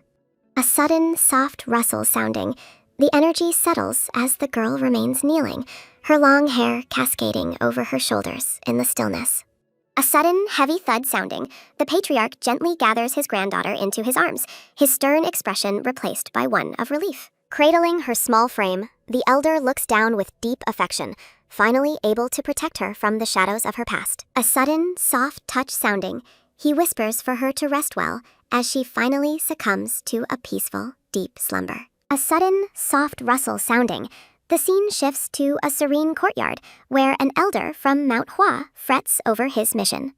Sitting alone in an ornate hall, the guest sighs as he contemplates the difficulties of his journey to the Namgung Clan. A sudden, quick tap sounding, a Namgung lady informs the guest that rumors of finding the missing child have already spread. Offering his congratulations, the Manhwa elder expresses his desire to meet both the household head and the long-lost granddaughter. A sudden, soft rustle sounding, the hostess apologetically explains that the lord is currently in deep seclusion for intense training. A sudden, soft swallow sounding, the guest is visibly shaken when he learns that the small child has also entered seclusion. A sudden, firm tap sounding, the woman invites him to stay in the guest quarters, estimating the lord's return within 5 days. A sudden, soft rustle sounding, the Manhwa guest remains pensive, wondering if this delay is a deliberate maneuver by the clan. A sudden, heavy breath sounding, he recalls the precious Great Rejuvenation Pill, the reason he traveled to Namgung despite their history. A sudden, sharp rattle sounding, the guest is startled out of his deep thoughts by a sudden, unexpected presence in the hall. A sudden, soft thud sounding, a young boy proudly carries a massive tray of steamed buns on his head, his cheeks puffed. A sudden, soft rustle sounding, the Manhwa elder stares in disbelief at the boy, wondering what exactly he is witnessing. A sudden, quick tap sounding, the cheerful boy offers the guest some buns while asking for details about the girl's recovery. A sudden, heavy breath sounding, the boy explains that the Lady of Namgung's meridians were in a state of extreme, dangerous disorder. The Manhwa elder in tan robes questions the nervous boy about the disorder within Seolhwa's meridians. A sudden, soft swallow sounding, the guest reflects on the complexity of 3 distinct energies wildly tangled together. Scratching his head, the boy explains that it felt like various substances were all poured into one bowl. A sudden, soft rustle sounding, the Manhwa elder grows contemplative, his hand thoughtfully moving to his chin. Looking down at the boy, the guest asks if any energy resembled Shaolin's legendary inner power. A sudden, heavy breath sounding, the elder realizes that Shaolin power would make the Great Rejuvenation Pill useless. The elder questions how the boy could know such high-level details, causing the attendant to look away awkwardly. A sudden, heavy thud sounding, the guest's frustration causes the young attendant to fall backward in fear. A sudden, quick tap sounding, the Manhwa guest loses his temper and orders the boy to leave immediately. A sudden, sharp rattle sounding, a loud knock on the door further irritates the fuming Manhwa guest. Clenching his fist, the guest's anger subsides as Yupyo identifies himself from the other side of the door. A sudden, soft thud sounding, the guest grants permission to enter as Yupyo slides the door open. Entering the room, Yupyo notes the calculating nature of the elder, who follows orders despite his outward behavior. A sudden, soft swallow sounding, the guest dismisses his headache while eating a bun and asking for news. Pyo reports running into the young master of Namgung while taking a short walk for fresh air. A sudden, firm tap sounding, the guest asks if the young master in question is Namgung Seolhwa. A sudden, heavy breath sounding, the elder finds it odd that the young master hasn't appeared until now. Looking over the massive Namgung estate, the story notes that political exchanges might offer little actual benefit. A sudden, soft rustle sounding, the guest worries they may fail to even see the great rejuvenation pill. Turning back to Pyo, the elder decides to stop waiting and asks if they should accept the invitation. A sudden, soft swallow sounding, the Manhwa guest prepares to at least hear what they have to say. A sudden, sharp rattle sounding, the scene shifts to a dark, crimson-stained vision where bodies lie scattered, reliving a nightmare of pain. Seolhwa struggles against the darkness as cold eyes watch her from the shadows. A sudden, resonant hum sounding, a massive crimson energy beast looms over the girl in her horrific vision. A sudden, resonant hum sounding, brilliant blue light begins to surge upward, countering the oppressive darkness of her past. A sudden, resonant hum sounding, the majestic blue dragon of light roars, purifying the nightmare's corruption. A sudden, resonant hum sounding, the intense blue light fills the frame, overwhelming the dark shadows. A sudden, resonant hum sounding, Seolhwa watches as the spiritual energy finally washes away the traces of corruption. A sudden, resonant hum sounding, her eyes open with a blue glow as she finally returns to reality. A sudden, soft touch sounding, the gray-haired patriarch cradles his granddaughter, asking if she slept well. Looking down with a gentle gaze, the elder's face shows relief that his granddaughter has finally awakened. Seolhwa gasps as she realizes she is safe, her hand clutching her chest in lingering shock. A sudden, resonant hum sounding. The training hall remains quiet as the lingering spiritual energy slowly dissipates. Touching her hand, the dark-haired girl wonders if she truly succeeded in protecting her mind from the darkness. The patriarch watches her with a warm smile, his stern mask completely gone in this moment of victory. A sudden, quick tap sounding, the elder asks if she was raised specifically to oppose the Namgung style. A sudden, soft rustle sounding, Seolhwa admits she used counter techniques devised from studying the family's martial arts. A sudden, heavy breath sounding, the grandfather is relieved to learn she hasn't told anyone about her secrets. A sudden, heavy breath sounding, the elder notes her immense talent while explaining why others are chasing her. Staring at her intently,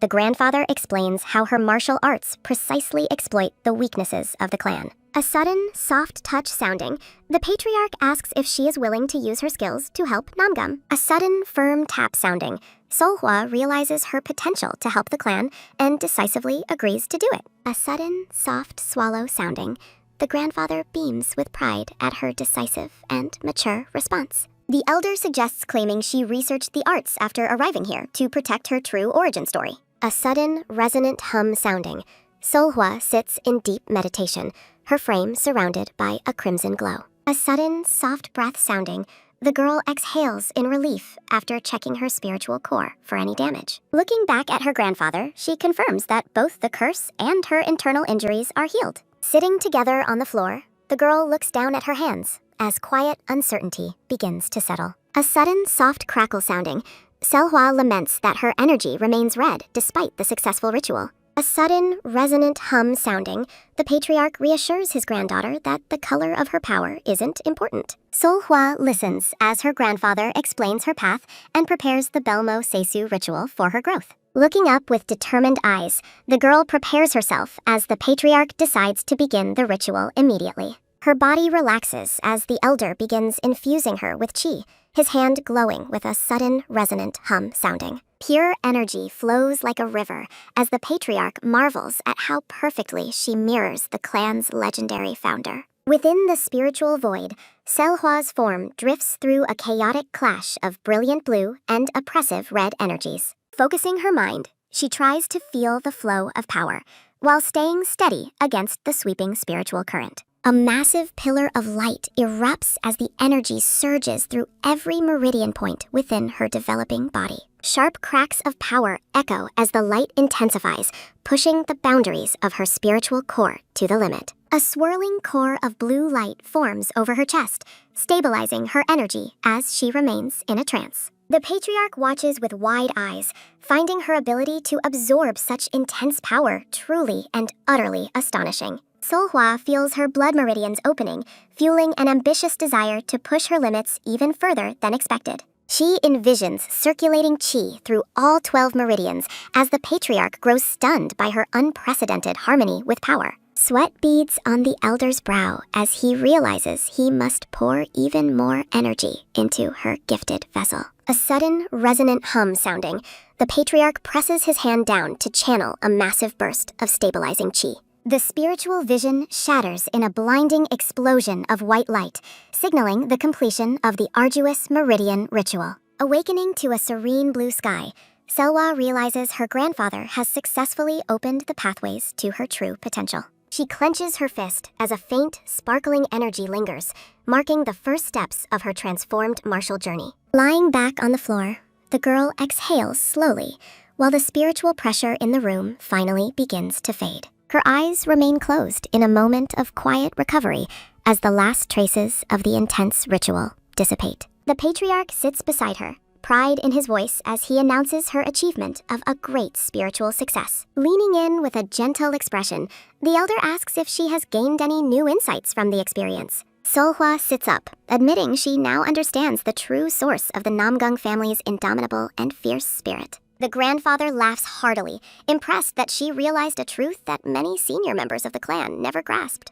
Stroking his chin, he notes with a smile that she is already years ahead of his own youthful progress. Seolhwa listens intently as her grandfather addresses her by name, his gaze filled with both relief and deep admiration. Surrounded by a shimmering aura, the girl remains seated as she contemplates the immense gift of her newfound power. A sudden, soft rustle sounding, the scene reflects on the heavenly martial body, a rare gift perfectly suited for mastery. The patriarch confirms that she is now the perfect vessel to carry the weight of the Namgung clan's legacy. Seolhwa looks away, wondering how much greater she could have been in her previous life with such a body. The elder reveals a surprising truth, explaining that her primary meridians were actually open long before he even began. He clarifies that it was only impure, unsuited energy blocking her pathways, which were already primed for greatness. Realizing that her own blood energy was her only true obstacle, Seolhwa finds clarity in her grandfather's insightful explanation.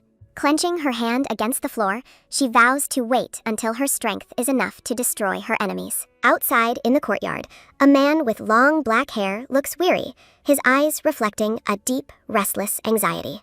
A sudden, sharp rattle sounding, the Namgung lady scolds him for pacing and distracting her from her own worries. The man expresses his fear for his daughter and father, who have been secluded for 3 long, silent days. Standing in the sunlight, the woman notes the passage of time and the lack of any news from training. The man worries that their anxious presence near the training hall might actually increase the danger for those inside. They discuss the arrival of powerful Manhwa guests, specifically the Plum Blossom Divine Sword and the skilled Yupyo. The lady remains deeply suspicious, doubting that such high-level warriors traveled so far just to offer simple congratulations. She is convinced that there is a hidden, calculated scheme behind the unexpected visit from the Manhwa sect. The man notes the guests' persistence, realizing they won't leave without a meeting with Seolhwa or the patriarch. A sudden, soft swallow sounding, the woman worries about the potential for political complications if the family remains divided. Looking out over the mountains, the man reflects on how gaining power inevitably attracts a growing number of enemies. Surrounded by flowers, the lady sadly admits she lacks the confidence to protect her daughter from such formidable foes. The man stares at her in silence, unable to find the words to soothe her heavy and honest admission. Turning away, the lady confirms her lack of confidence,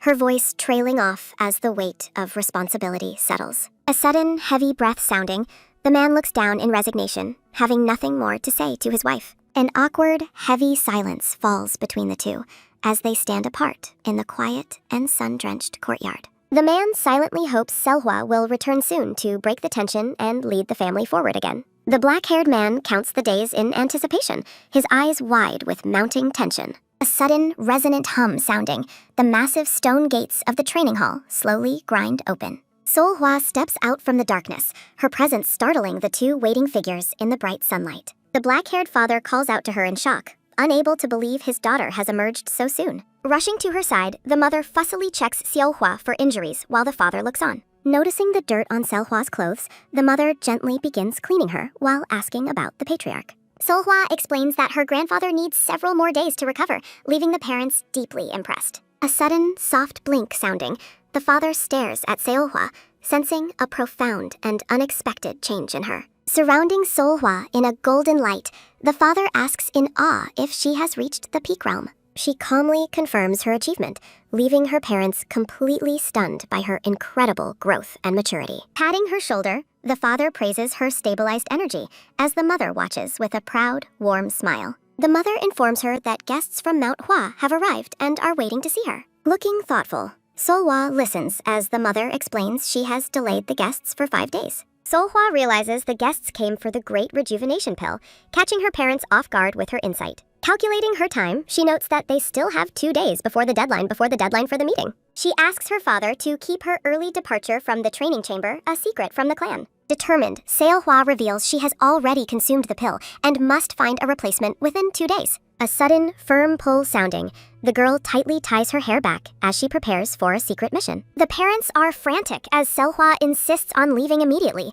despite their concerns about her safety. Her mother flatly refuses to let her go alone, insisting that someone must accompany her on the journey. A sudden, thoughtful hum sounding, the father closes his eyes while considering who can best protect his daughter. He decides to send the first young master to handle Mount Hua, freeing him for the task. Standing firm, the father acknowledges that protecting the child is the absolute responsibility of the Namgung Clan. A sudden, soft rustle sounding, he warns her to return within 2 days, even if she fails the quest. A sudden, bright flash sounding, Seolhwa vanishes into a blur of speed, leaving her father standing in the courtyard. Moving like a shadow, Seolhwa and her mother race through the forest toward their distant destination. Focused and silent, the girl pushes herself through the trees, her eyes fixed forward with unwavering resolve. The scene shifts to a quiet room where 2 men sit at a table, discussing a pressing story. A man with long, dark hair and a stern expression listens as his older companion begins to speak.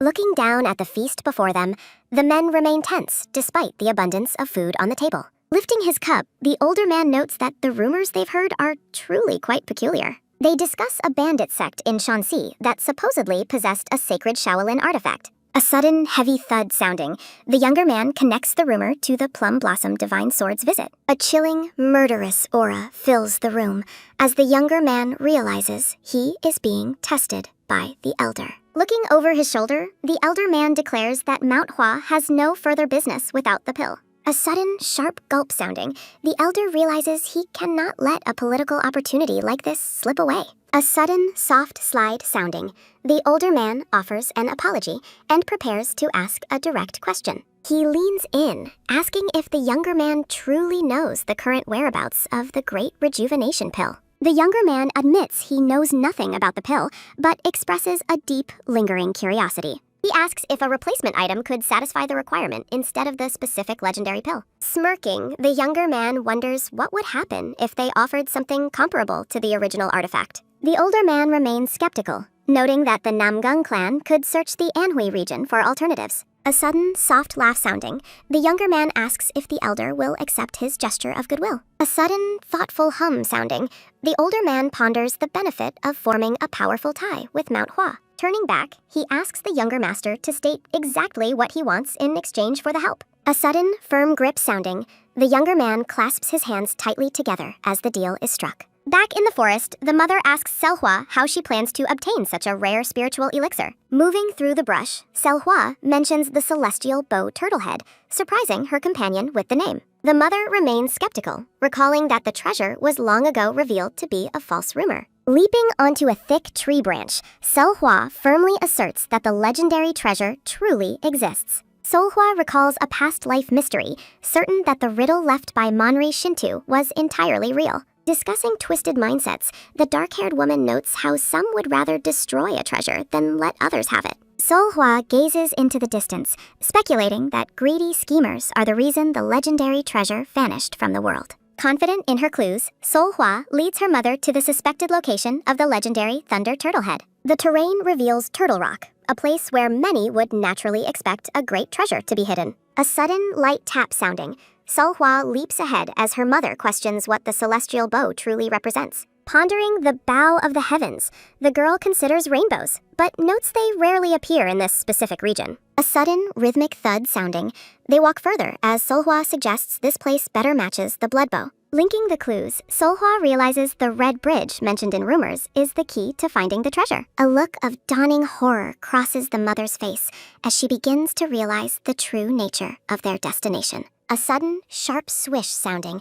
they are ambushed as a blue energy blade cuts through the dark forest air. A sudden, wet splat sounding, blood sprays across the scene as the first blow of the battle lands. Standing over a slain beast, the mother remains alert while the forest around them grows increasingly dangerous and dark. A sudden, sharp whistle sounding, red energy slices through the trees as more hidden enemies reveal their presence. The mother realizes with dread that the red bridge is actually the territory of the vicious demonic monkeys. Deep in the woods, the atmosphere thickens with the realization that they have entered a truly cursed habitat. Surrounded by glowing red eyes in the shadows, Seolhwa draws her sword to face the mounting demonic threat. Despite her mother's hesitation, Seolhwa remains firm, insisting they can handle whatever monsters lurk in the darkness. A sudden, firm squeeze sounding, the mother grips Seolhwa's shoulder, her eyes reflecting deep maternal anxiety for their safety. Begging her daughter to stay safe,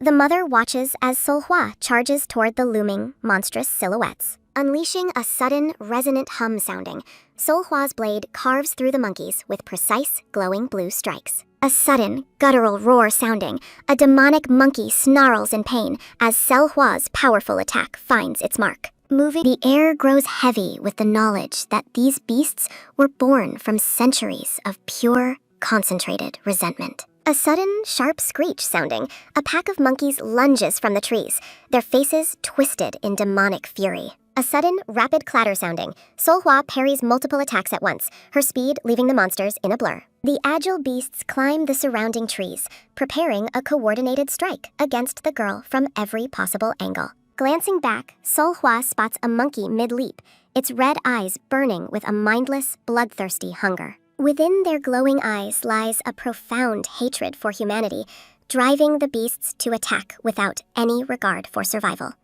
Apologizing for the coming destruction, Seolhwa prepares a massive technique, determined to reach her goal regardless of the cost. A sudden, thunderous boom sounding, a pillar of intense flame erupts as her wish clashes with the monster's resentment. A sudden, sharp, metallic ring sounding, Seolhwa grips her glowing sword, channeling her newfound power into a final strike. A sudden, blinding flash sounding, a wave of red energy incinerates everything in its path, lighting up the forest. A sudden, heavy crackle sounding, the immense force of her attack leaves a charred, branched pattern across the battlefield. Standing amidst the aftermath, the girl reaffirms her resolve to never back down, no matter how great the opposition.